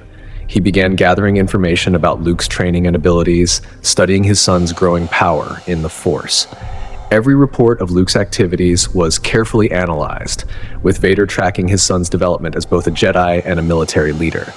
The relationship between father and son became the center of Vader's existence. 2 decades of emptiness and hatred gave way to a singular driving purpose: turning Luke to the dark side, not for the Emperor's benefit, but to fulfill his own vision of bringing order to the galaxy with his son at his side. This obsession would ultimately lead to both his greatest test and his final redemption. Vader's discovery of Luke represented the first crack in his identity as a Sith Lord. Though he remained a fearsome warrior of the dark side, his actions became increasingly driven by personal attachment, the very thing the Sith condemned. His love for his son, though twisted by decades of darkness, proved stronger than his loyalty to either the Empire or the dark side itself. For nearly 20 years, Vader had existed as little more than a weapon of the Empire. The knowledge of Luke's survival changed that fundamentally. He was no longer simply the Emperor's enforcer, but a father with his own ambitions and desires. This transformation would ultimately lead to the fulfillment of the prophecy of the Chosen One, though not in any way the Jedi or Sith had foreseen. Following his revelation about Luke, Vader's encounters with his children became increasingly charged with unspoken meaning. On the first Death Star, he came face to face with his daughter without realizing it. Princess Leia's interrogation marked their first direct confrontation, with Vader deploying a torture droid to extract information about the rebel base. Despite noticing her resemblance to Padme, the Dark Lord remained blind to their true connection. Leia's resistance to his mental probes impressed and frustrated him. Her strength of will matched his own, though neither realized this trait ran in their blood. The interrogation proved futile, with Leia's mind remaining closed to his dark side abilities. Later, during the Battle of Scarif's aftermath, their paths crossed again aboard the Tantive 4. Leia attempted to use diplomatic immunity as a shield, but Vader saw through her deception immediately. Their encounters carried echoes of Padme. Leia's fierce dedication to democracy and resistance to tyranny mirrored her mother's final moments. When she stood against Vader, unflinching before his towering form, she unknowingly channeled both her parents' strength. Yet the Dark Lord remained oblivious to these signs, his awareness clouded by decades of darkness. The internal war between Vader and Anakin intensified with each family encounter. In his meditation chamber, removed from his mask, Vader's scarred face reflected his fractured psyche. He convinced himself that Anakin Skywalker was dead, yet Luke's existence kept proving otherwise. Every reminder of his son brought unwanted memories of his former self surging to the surface. This psychological torment manifested physically. During his private moments, Vader would experience tremors in his mechanical hands, his control over the dark side momentarily weakened by intrusive thoughts of his past. The conflict between father and son reached new heights after Cloud City. Luke's rejection of the dark side both enraged and secretly impressed Vader, stirring remnants of Anakin's idealism. His meditation sessions became increasingly turbulent. The dark side no longer flowed as smoothly through him when thoughts of Luke intruded.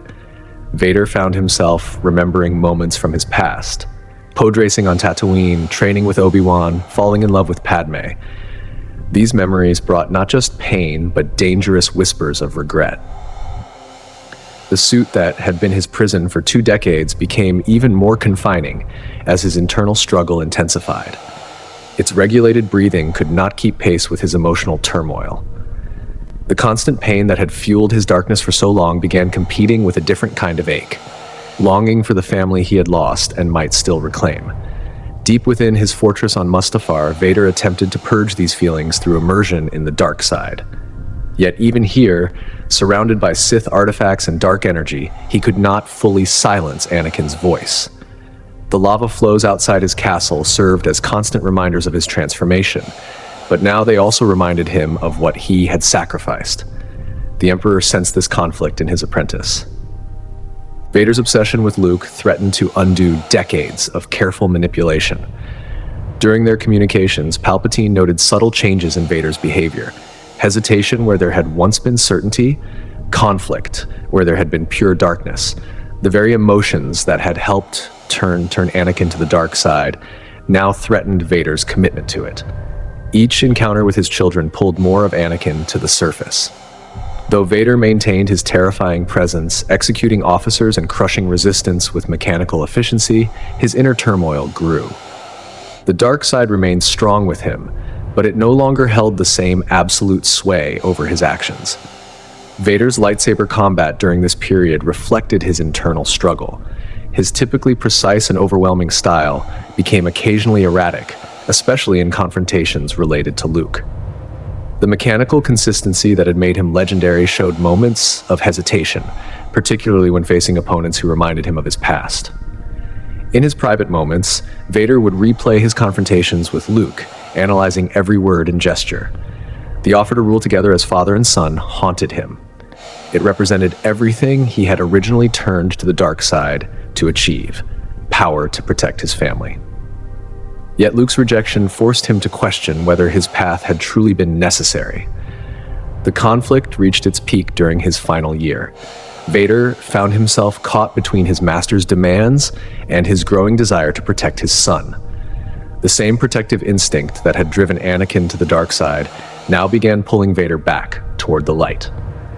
Each report of Luke's activities brought both pride and pain, further fracturing his commitment to the dark side. Through each family confrontation, the figure of Padme loomed in Vader's consciousness. Leia's defiance carried echoes of her mother's last words. Luke's rejection of the dark side reflected Padme's final plea for Anakin to turn back. These ghostly reminders of his greatest loss became impossible to ignore, forcing Vader to confront the choices that had led him to his current state. The period following the confrontation on Cloud City marked the beginning of Darth Vader's final psychological descent. The rejection he faced from his son did not result in the rage he had expected. Rather, it birthed a hollow silence within his soul that the roar of his life support systems could not fill. For decades, Vader had believed that power was the only currency that mattered in the galaxy. He had believed that if he could just offer Luke enough control, enough order, and enough authority, the boy would inevitably join him. but Luke Skywalker had chosen a fall into the abyss over the hand of his father. That choice gnawed at the foundations of Vader's worldview. It suggested that there was something stronger than the dark side, something he had forgotten in his years of servitude to the Emperor. Vader returned to his flagship, the Executor, a changed man. His officers noticed the shift, though none dared speak of it. The summary executions of incompetent personnel became less frequent, replaced by a brooding intensity that was far more unsettling. He spent longer hours in his meditation chamber, the white sphere opening and closing like a mechanical maw, yet he found no peace within. The dark side, which had always rushed to answer his call like a faithful hound, now felt distant, obscured by the rising tide of conflict within him. He was the supreme commander of the Imperial fleet, the terror of 1,000 worlds, yet he found himself haunted by the image of a young man missing a hand, falling into the mists of Bespin. The Emperor, with his unnatural perception, sensed this shift immediately. Communications between the master and apprentice became games of three-dimensional chess, with every word carrying a double meaning. Palpatine knew that Vader had found Luke, and he knew that Vader harbored ambitions of overthrowing him. This was the way of the Sith. Betrayal was inevitable. However, Palpatine also sensed the crack in Vader's armor, the weakness that he had warned Anakin about so many years ago: attachment. The Emperor began to tighten the leash, issuing orders that kept Vader moving, kept him killing, and kept him away from the contemplation that was slowly eroding his commitment to the Sith cause. Vader was dispatched to the construction site of the new superweapon, the second Death Star, orbiting the forest moon of Endor. The station was a skeletal monstrosity, a sphere of durasteel and ambition hanging in the void. Unlike the first station, which had been a symbol of the Tarkin Doctrine's arrogance, this second station was purely Palpatine's design. It was a trap, not just for the rebellion, but for the Skywalker bloodline. Vader walked the unfinished corridors of the station, his boots ringing against the exposed plating. The air was stale, recycled through temporary scrubbers, and the hum of the reactor core was a constant vibration in the floor. Moff Jerjerrod, the commander of the station, lived in terror of the Dark Lord's visits. Vader found the man's fear tedious. In the past, he would have strangled Jerjerrod for his lack of progress, for the delays in the primary weapon's calibration. Now Vader simply issued threats with a cold detachment. "The Emperor is not as forgiving as I am," he told them off. The words were true, but they carried a strange irony. Vader was beginning to understand forgiveness, or at least the longing for it, while the Emperor remained an entity of pure, unyielding malice.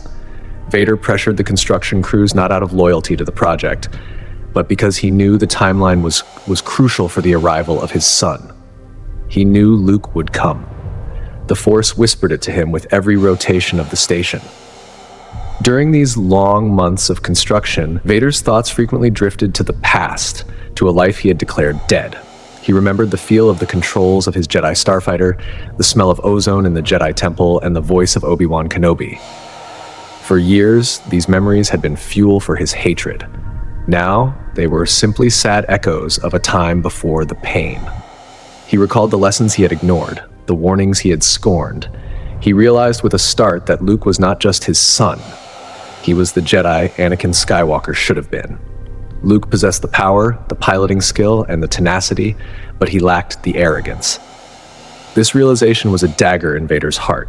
He had destroyed the Jedi Order to save Padme, only to kill her. Now he was building a weapon to destroy the rebellion, only to potentially kill his son. The cycle of tragedy seemed unbreakable.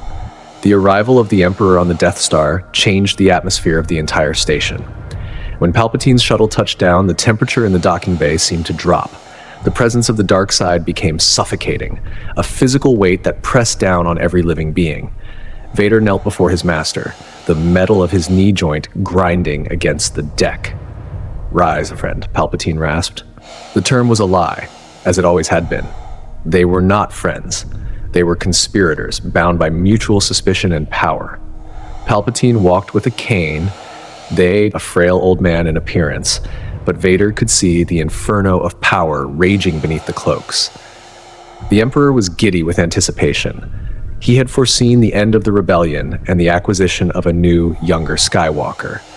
Palpatine's plan was simple and cruel. He would leak the location of the shield generator to the rebels, drawing their entire fleet into a slaughter. And he would use Luke's compassion to lure him to the station deck, where he would force the boy to kill his father and take his place. Vader knew this. He knew he was the sacrificial piece on the board. The rule of two demanded it, one to embody the power, the other to crave it. When the apprentice surpassed the master, or when the master found a better vessel, the cycle continued. Vader had once believed he would overthrow Palpatine and rule the galaxy himself. Now, looking at the wizened face of the Sith Lord, Vader felt a profound weariness. He did not want to rule. He just wanted the pain to stop. He wanted his son to survive. The trap was set.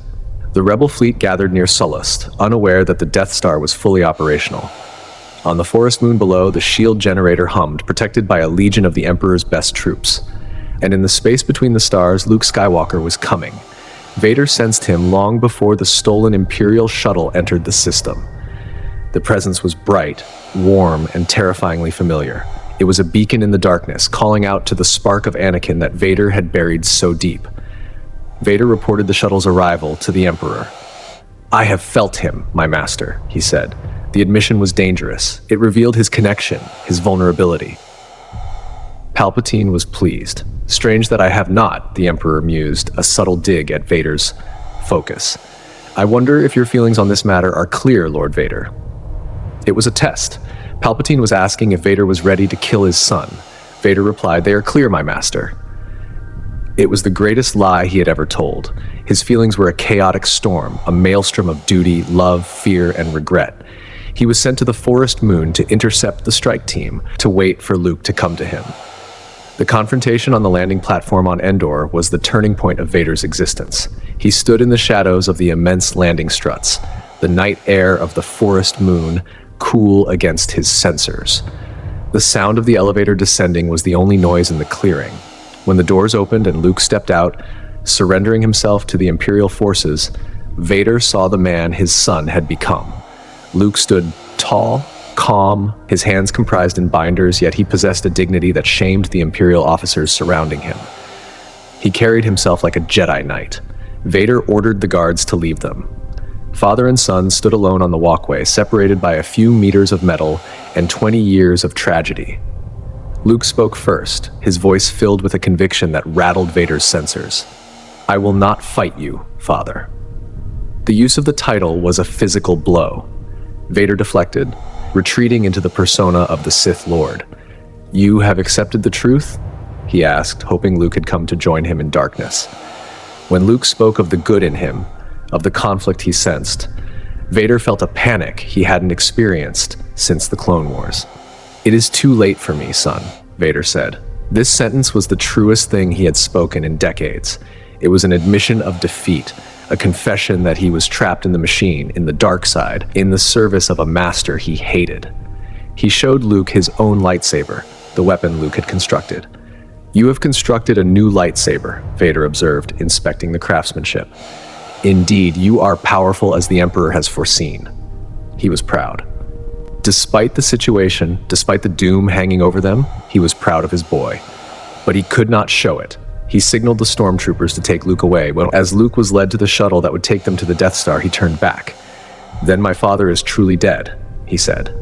The words echoed in Vader's mind as he watched the elevator ascend. "Anakin is dead," he told himself. "I killed him."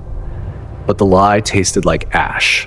The interaction had shaken him to his core. For the first time, he allowed himself to imagine a future where he was not Palpatine's slave. But the path to that future was obscured by the dark power of the Emperor. Vader believed he had no choice. He was a creature of momentum, hurling toward a destiny he could not alter. The journey to the Death Star was silent. Luke stood in the rear of the shuttle, his eyes fixed on Vader's helmet. Vader could feel the boy's gaze, could feel the waves of compassion radiating from him. It was agonizing. Compassion was a weapon the Sith did not know how to fight. Anger, fear, aggression, these were familiar territories. But love? Love was a foreign language. Vader erected his mental barriers, shielding his thoughts from his son, but he knew Luke could sense the turmoil. When they arrived at the Emperor's throne room, the stage was set for the final act of the tragedy.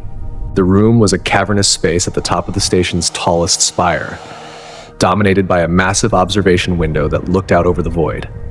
To the right and left, deep shafts dropped down to the reactor core, miles below. Palpatine sat on his throne, a black spider in the center of his web. He ordered the guards to leave. It was just the three of them now: the Master, the Apprentice, and the Candidate. Palpatine removed Luke's binders with a gesture of the Force, a display of casual power meant to impress. He taunted the boy, mocking his faith in his friends, his faith in the rebellion. Vader stood at his master's side, a silent sentinel. He watched as the rebel fleet emerged from hyperspace, flying straight into the trap. He felt Luke's panic as the realization hit him. The shield was still up. The Death Star was operational. The trap had sprung. "Strike me down with all of your hatred," Palpatine purred, urging Luke to take his weapon and end the tyranny. "And your journey towards the dark side will be complete." Vader tensed. He knew this gambit. It was the same choice he had faced in the Chancellor's office so long ago with Mace Windu. Kill the enemy and lose your soul. Vader watched his son struggle. He saw the hand twitch toward the lightsaber. He saw the fear for his friends turning into anger. When Luke finally snapped, igniting his green blade and swinging for the Emperor's head, Vader was ready. He ignited his own red blade, intercepting the strike. The clash of plasma was the sound of the end of the world. Palpatine cackled in the background, delighted by the violence. "Good! Use your aggressive feelings, boy. Let the hate flow through you." The duel that followed was unlike any Vader had fought before. Physically, he was the superior combatant. He had decades of experience, and his cybernetic strength was immense. But spiritually, he was fighting with one hand tied behind his back. He did not want to kill Luke.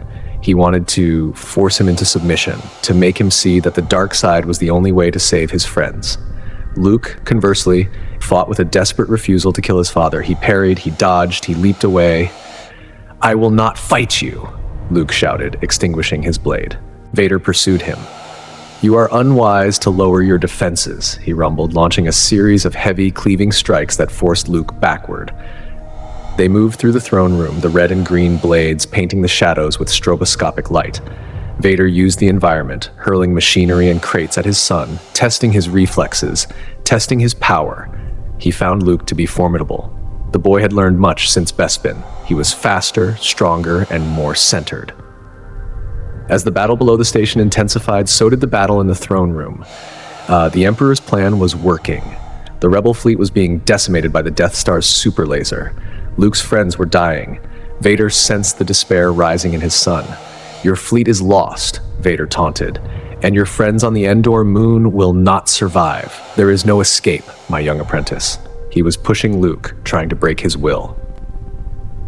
Luke retreated into the shadows beneath the throne platform, hiding from his father. "I will not fight you," he repeated, his voice trembling. Vader stalked the darkness, his lightsaber humming a low, menacing note. He reached out with his mind, probing for Luke's thoughts, looking for a lever to pry the boy into the open. He found it. He sensed a connection, a bright thread of love stretching from Luke to another. "Sister," Vader said, the realization hitting him with the force of a physical blow. "So you have a twin sister." The pieces of the puzzle fell into place. The Force-sensitive pilot, the diplomat he had tortured, the woman who had resisted him on the Tantive 4, Leia Organa, his daughter. The thought brought a surge of possessiveness. If Luke would not turn, perhaps the other would. "Your feelings have now betrayed her too," Vader said, his voice cold and calculating. "Obi-Wan was wise to hide her from me. Now his failure is complete." He stepped closer to where Luke was hiding. "If you will not turn to the dark side, then perhaps she will." This threat shattered Luke's control. The mention of Leia, the threat to corrupt his sister, unleashed a torrent of pure Skywalker rage. Luke screamed, bursting from the shadows with a ferocity that caught Vader off guard. The boy was a whirlwind of green fire, raining blows down upon Vader's defenses with a speed and power that was terrifying. Vader was forced back. He stumbled, his boots skidding on the metal grating. He tried to regain his footing, tried to counterattack, but Luke's assault was relentless. It was raw emotion channeled through a lightsaber. It was the dark side, but fueled by love, a paradox that Vader could not comprehend in the heat of the moment. Luke drove him to the edge of the reactor shaft, hacking away at Vader's guard. Vader fell to one knee, his strength failing.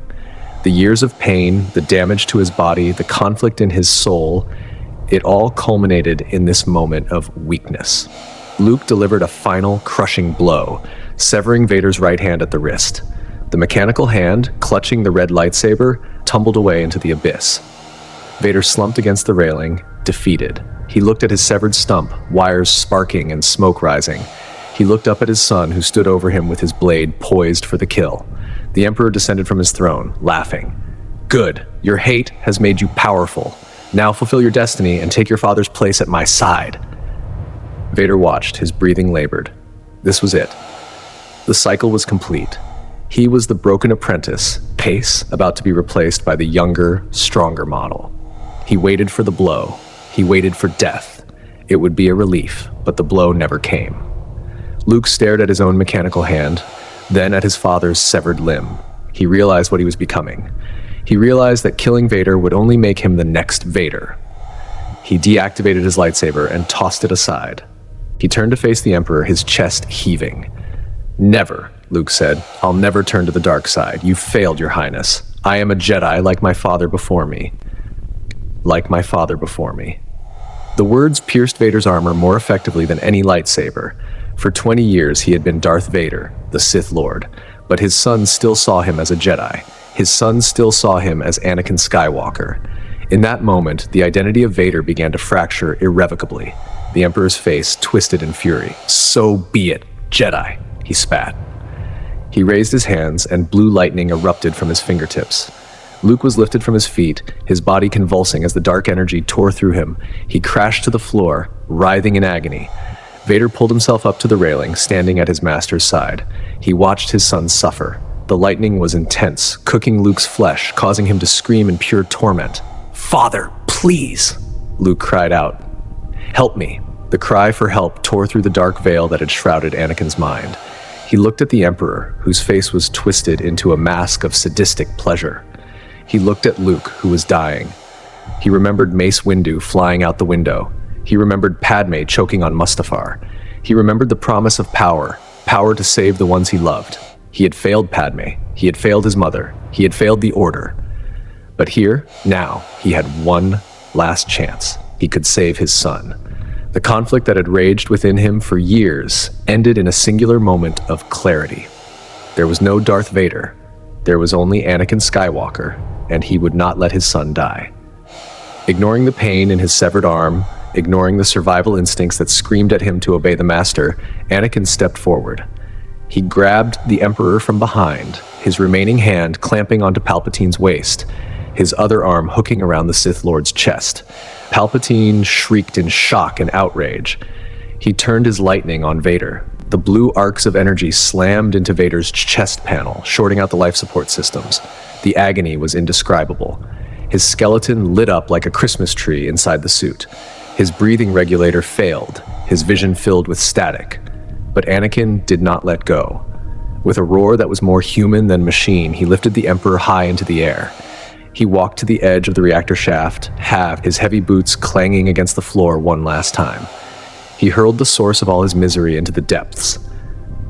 Palpatine fell, screaming, a wretched bundle of robes and hate, until he exploded in a burst of dark side energy at the bottom of the shaft.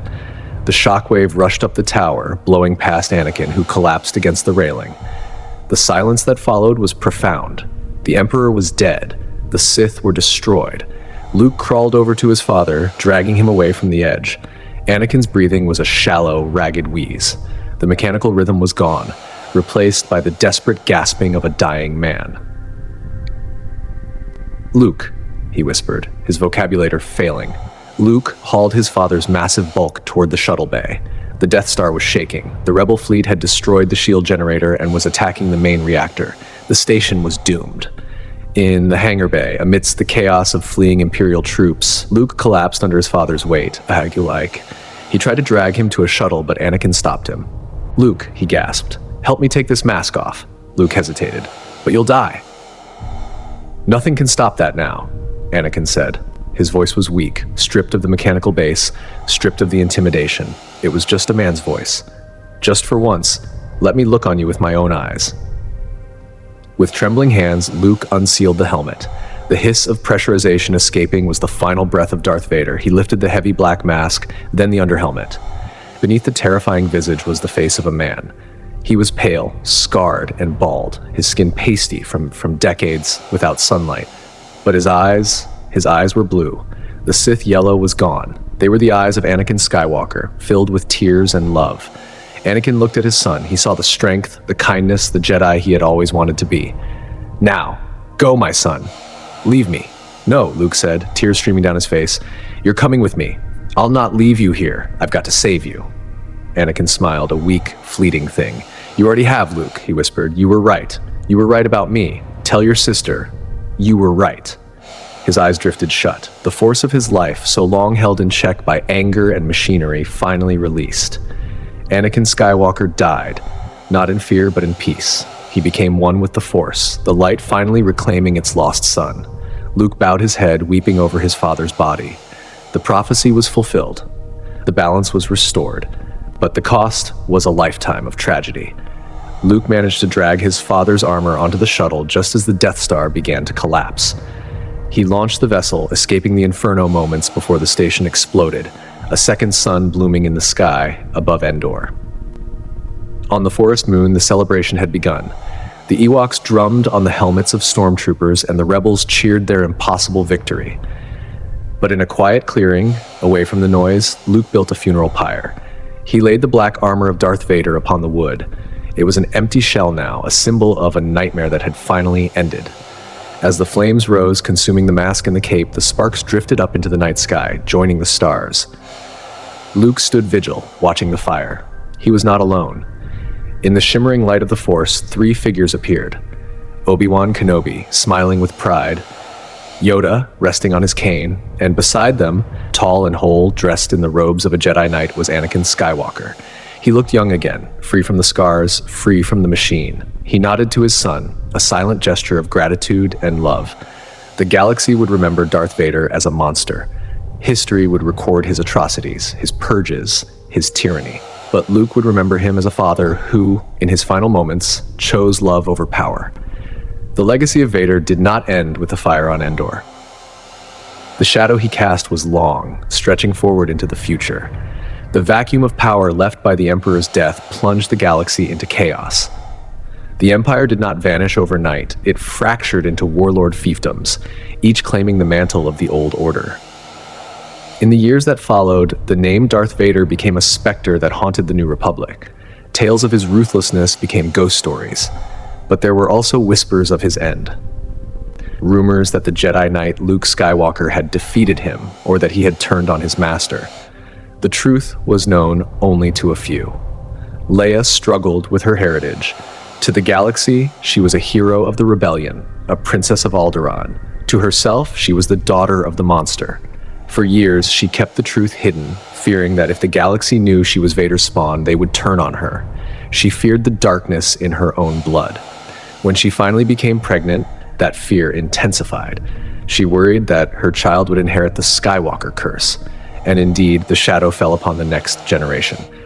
Ben Solo, born with the raw power of his grandfather, grew up in a galaxy that still bore the scars of Vader's war. He was sent to his uncle Luke for training, but the dark whispers were always there.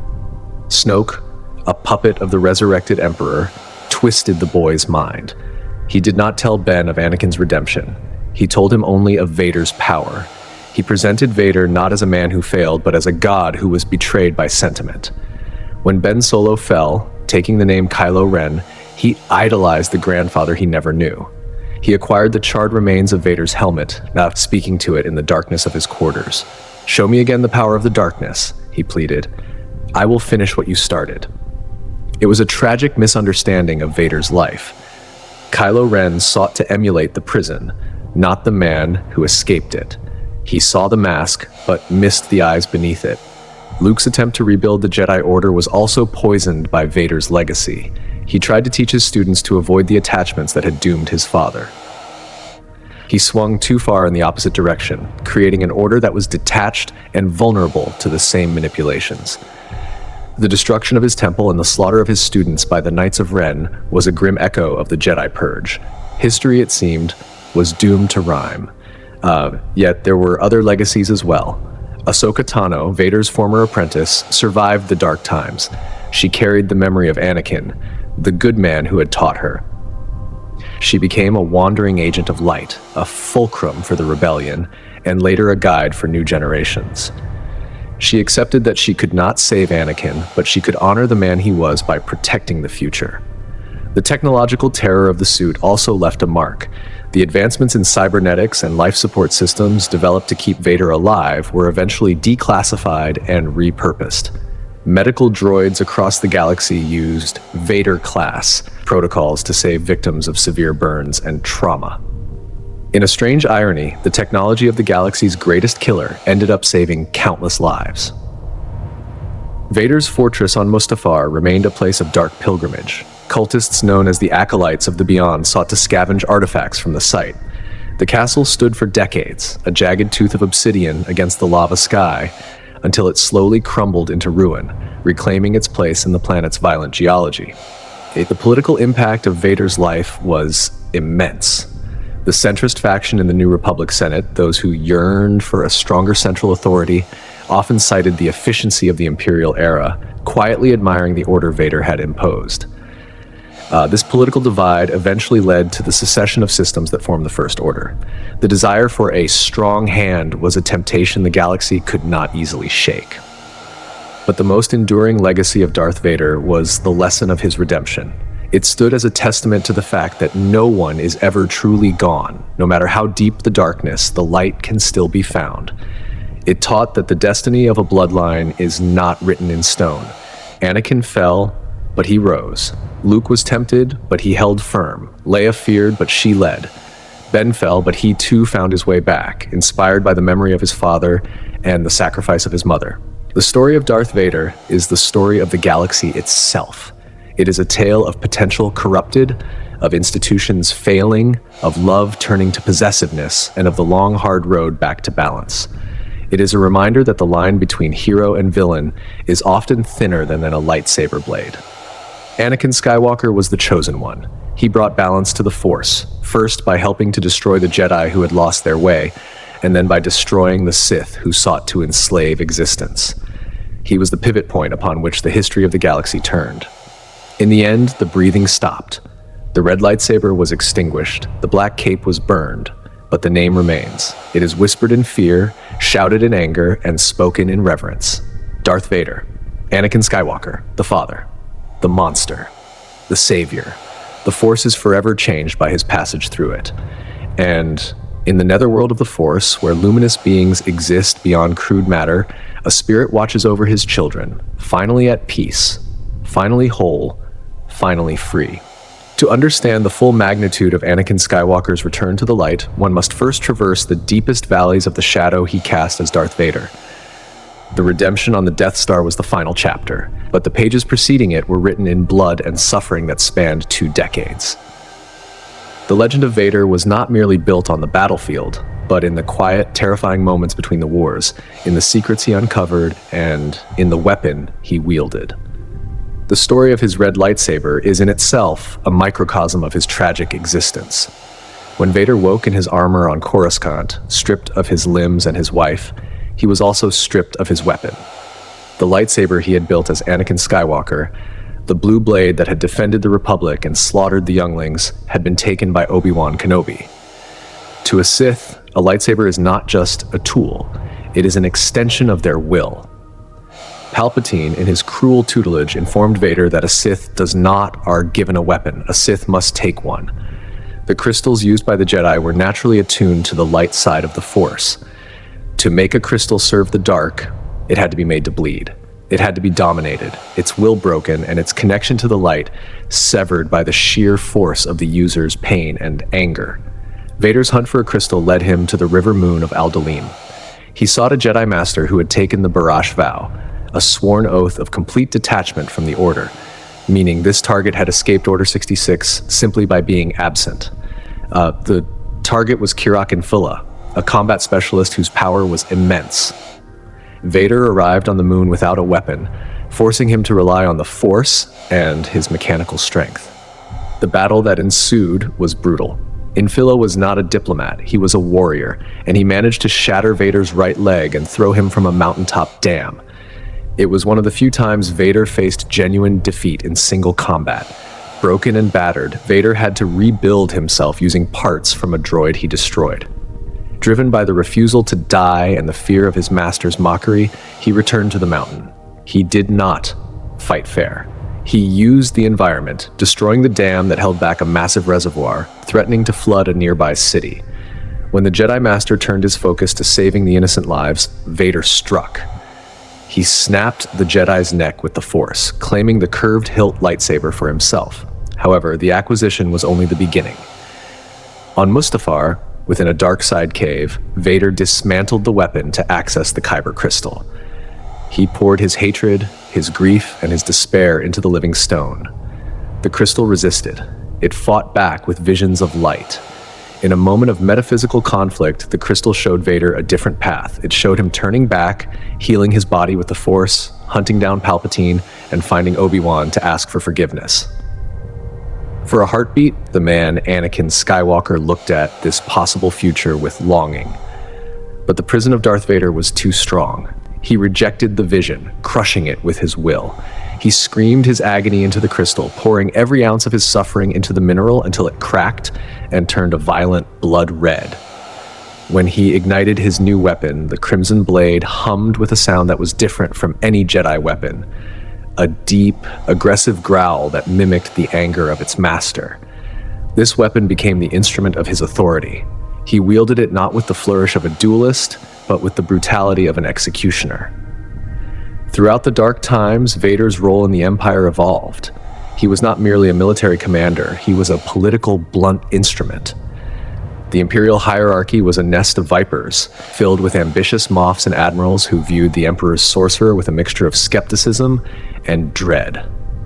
Vader existed outside the standard chain of command, a reality that infuriated men like Conan Antonio Mahdi and Cassio Tage.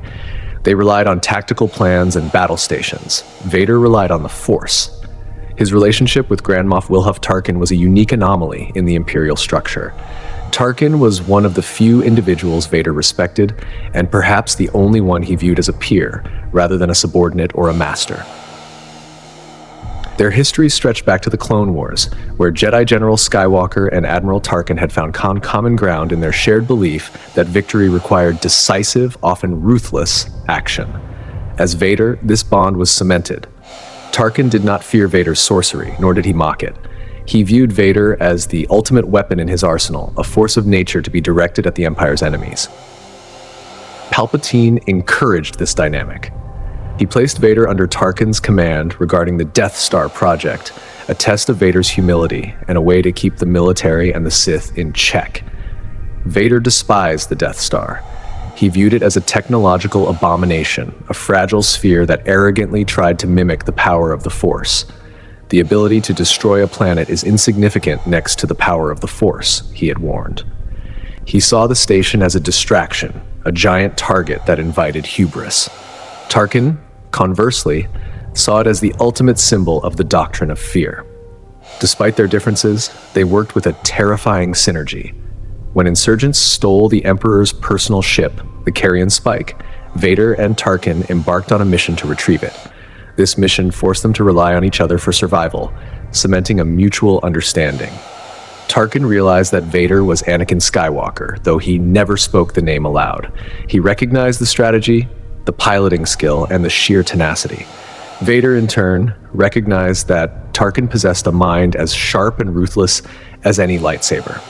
Another figure loomed large in Vader's operational life, Grand Admiral Thrawn. The Chiss strategist was an alien in a human-centric empire, yet he rose to the highest rank through undeniable brilliance. Vader had met Thrawn during the Clone Wars, near the edges of wild space when he was still Anakin. Years later, Palpatine forced them to work together again to investigate a disturbance in the Force at the edge of the galaxy. The tension between them was palpable. Thrawn, with his deductive genius, quickly deduced Vader's true identity. He tested Vader, dropping subtle hints, analyzing his reactions. Vader found Thrawn's intellectual games irritating, but he could not deny the Chiss's effectiveness. Thrawn saw war as art. Vader saw it as a means to an end. Together, they navigated the treacherous regions of the unknown, facing threats that defied standard Imperial classification. These alliances highlight the isolation of Vader's existence. He worked with these men, fought beside them, yet he was never of them. He was always apart, a dark monolith standing in the corner of the room. When the meetings ended and the officers returned to their quarters, Vader returned to his hyperbaric chamber. His daily life was a cycle of maintenance that would have driven a lesser man to madness. He did not sleep in the traditional sense. The constant noise of his respirator and the pain of his body made true rest impossible. Instead, he entered a meditative trance, allowing the dark side to sustain him. Nourishment was a vile necessity. Since he could not remove his mask to eat, he was fed through tubes built into his suit.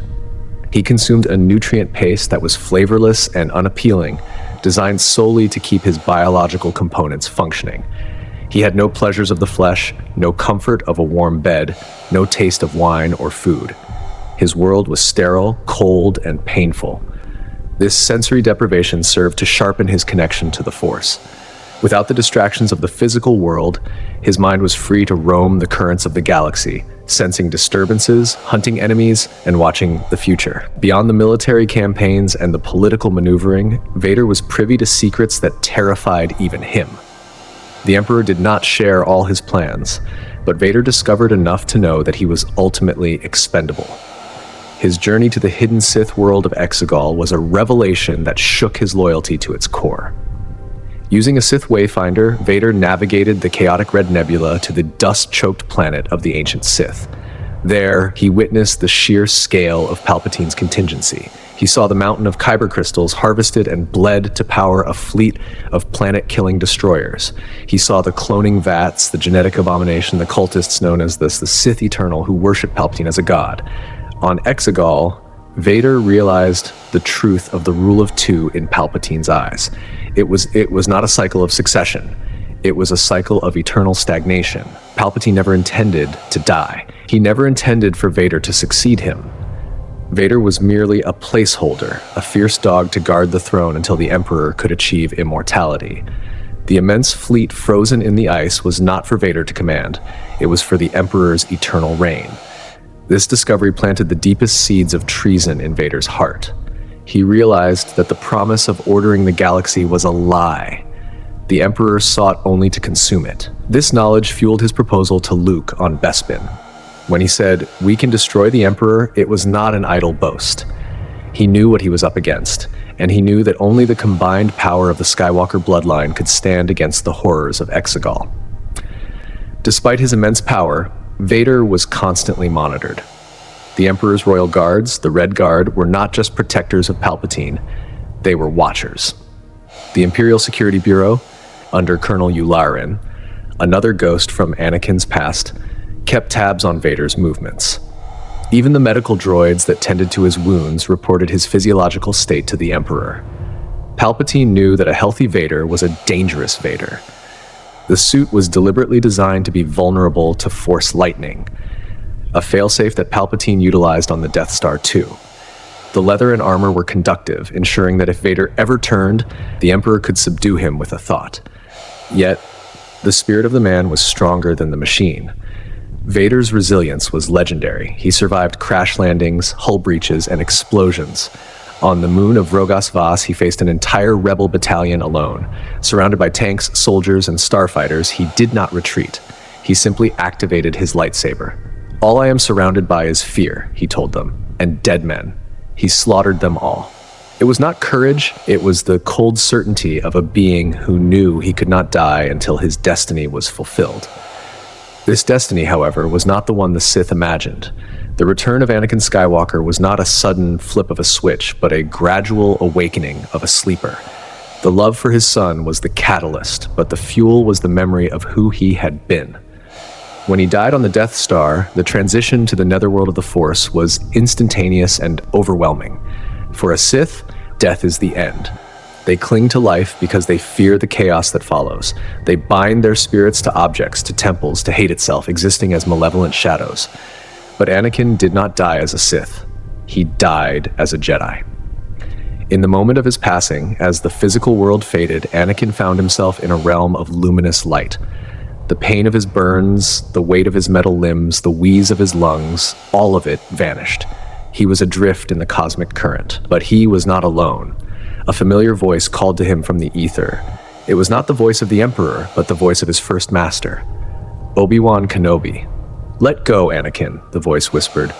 "To become a Force ghost, one must retain their identity while simultaneously merging with the infinite. It is a paradox of selflessness. A Sith cannot do it because a Sith is defined by selfishness, by the refusal to let go of the ego." Anakin had to surrender. He had to accept his crimes, accept his failures, and release his attachment to the physical world.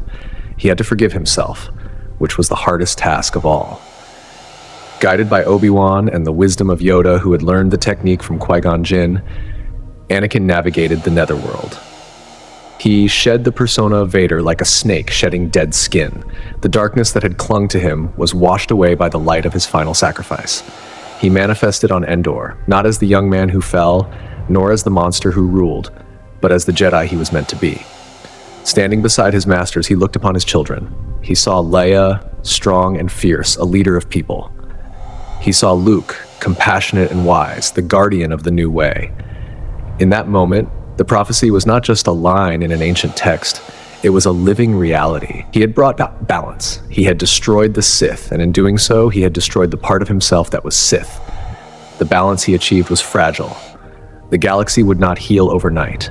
The scars Vader left were deep. Entire species had been decimated, planets strip-mined, and cultures erased. The Noghri, whom Vader had tricked into servitude, would eventually learn the truth and turn on the Empire. The Geonosians, whom the Empire had sterilized to keep the Death Star secret, were all but extinct. The memory of these atrocities would linger for generations. But the cycle of the Sith, the grand plan that had operated for 1,000 years, was broken. The legacy of Anakin Skywalker is a complex tapestry of light and dark. He serves as the ultimate cautionary tale for the Jedi, that the suppression of emotion leads to catastrophe. His fall forced the survivors, Luke and later Rey, to reimagine what it meant to be a Jedi.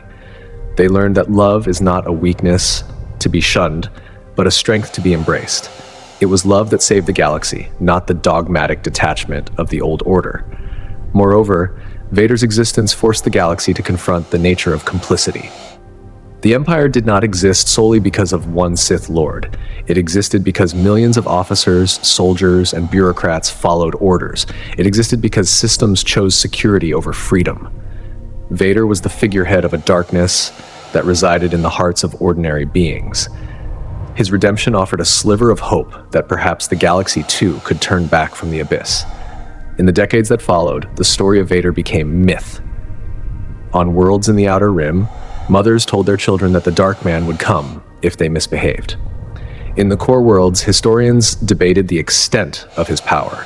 But for those who knew the truth, for the Skywalker family, he was a constant, silent presence. He was the shadow in the corner of the room, but also the light that cast it. Ben Solo's worship of Vader was based on a lie, a partial truth manipulated by Snoke. Ben saw the power, the control, the fear. He did not see the man who died to save his son. When Ben finally turned, becoming Ben Solo once more, it was a rhyme of history. He too gave his life for the one he loved, finishing what his grandfather started. In this way, the Skywalker bloodline finally found its peace. The story of Darth Vader is the tragedy of a man who wanted too much. He wanted to save everyone, to fix everything, to stop death itself. His reach exceeded his grasp, and in his desperation, he destroyed the very things he sought to protect. But it is also the story of grace. It is the assertion that no soul is beyond redemption. Even the monster in the black mask, the scourge of the Jedi, the fist of the Empire, could find his way home. When the fires of Endor burned down to embers and the Ewok songs faded into the night, the armor remained an empty husk. But the man was free. Anakin Skywalker walked into the light, leaving the galaxy changed forever. The fear he inspired would fade, but the hope he kindled in his final moments would endure. The Chosen One had fulfilled his destiny, not through the conquest of the galaxy, but through the conquest of his own heart. The Force was in balance, and for the first time in a lifetime, there was silence. No mechanical breathing, no screams of the dying, only the peace of the Force stretching out into eternity. This is the complete truth about the Dark Lord of the Sith. From the slave quarters of Tatooine to the throne room of the Death Star, his life was a testament to the power of choice. He chose darkness, and the galaxy suffered. He chose light, and the galaxy was saved. In the end, he was more than a machine, more than a villain, and more than a hero. He was Anakin Skywalker. And he was free.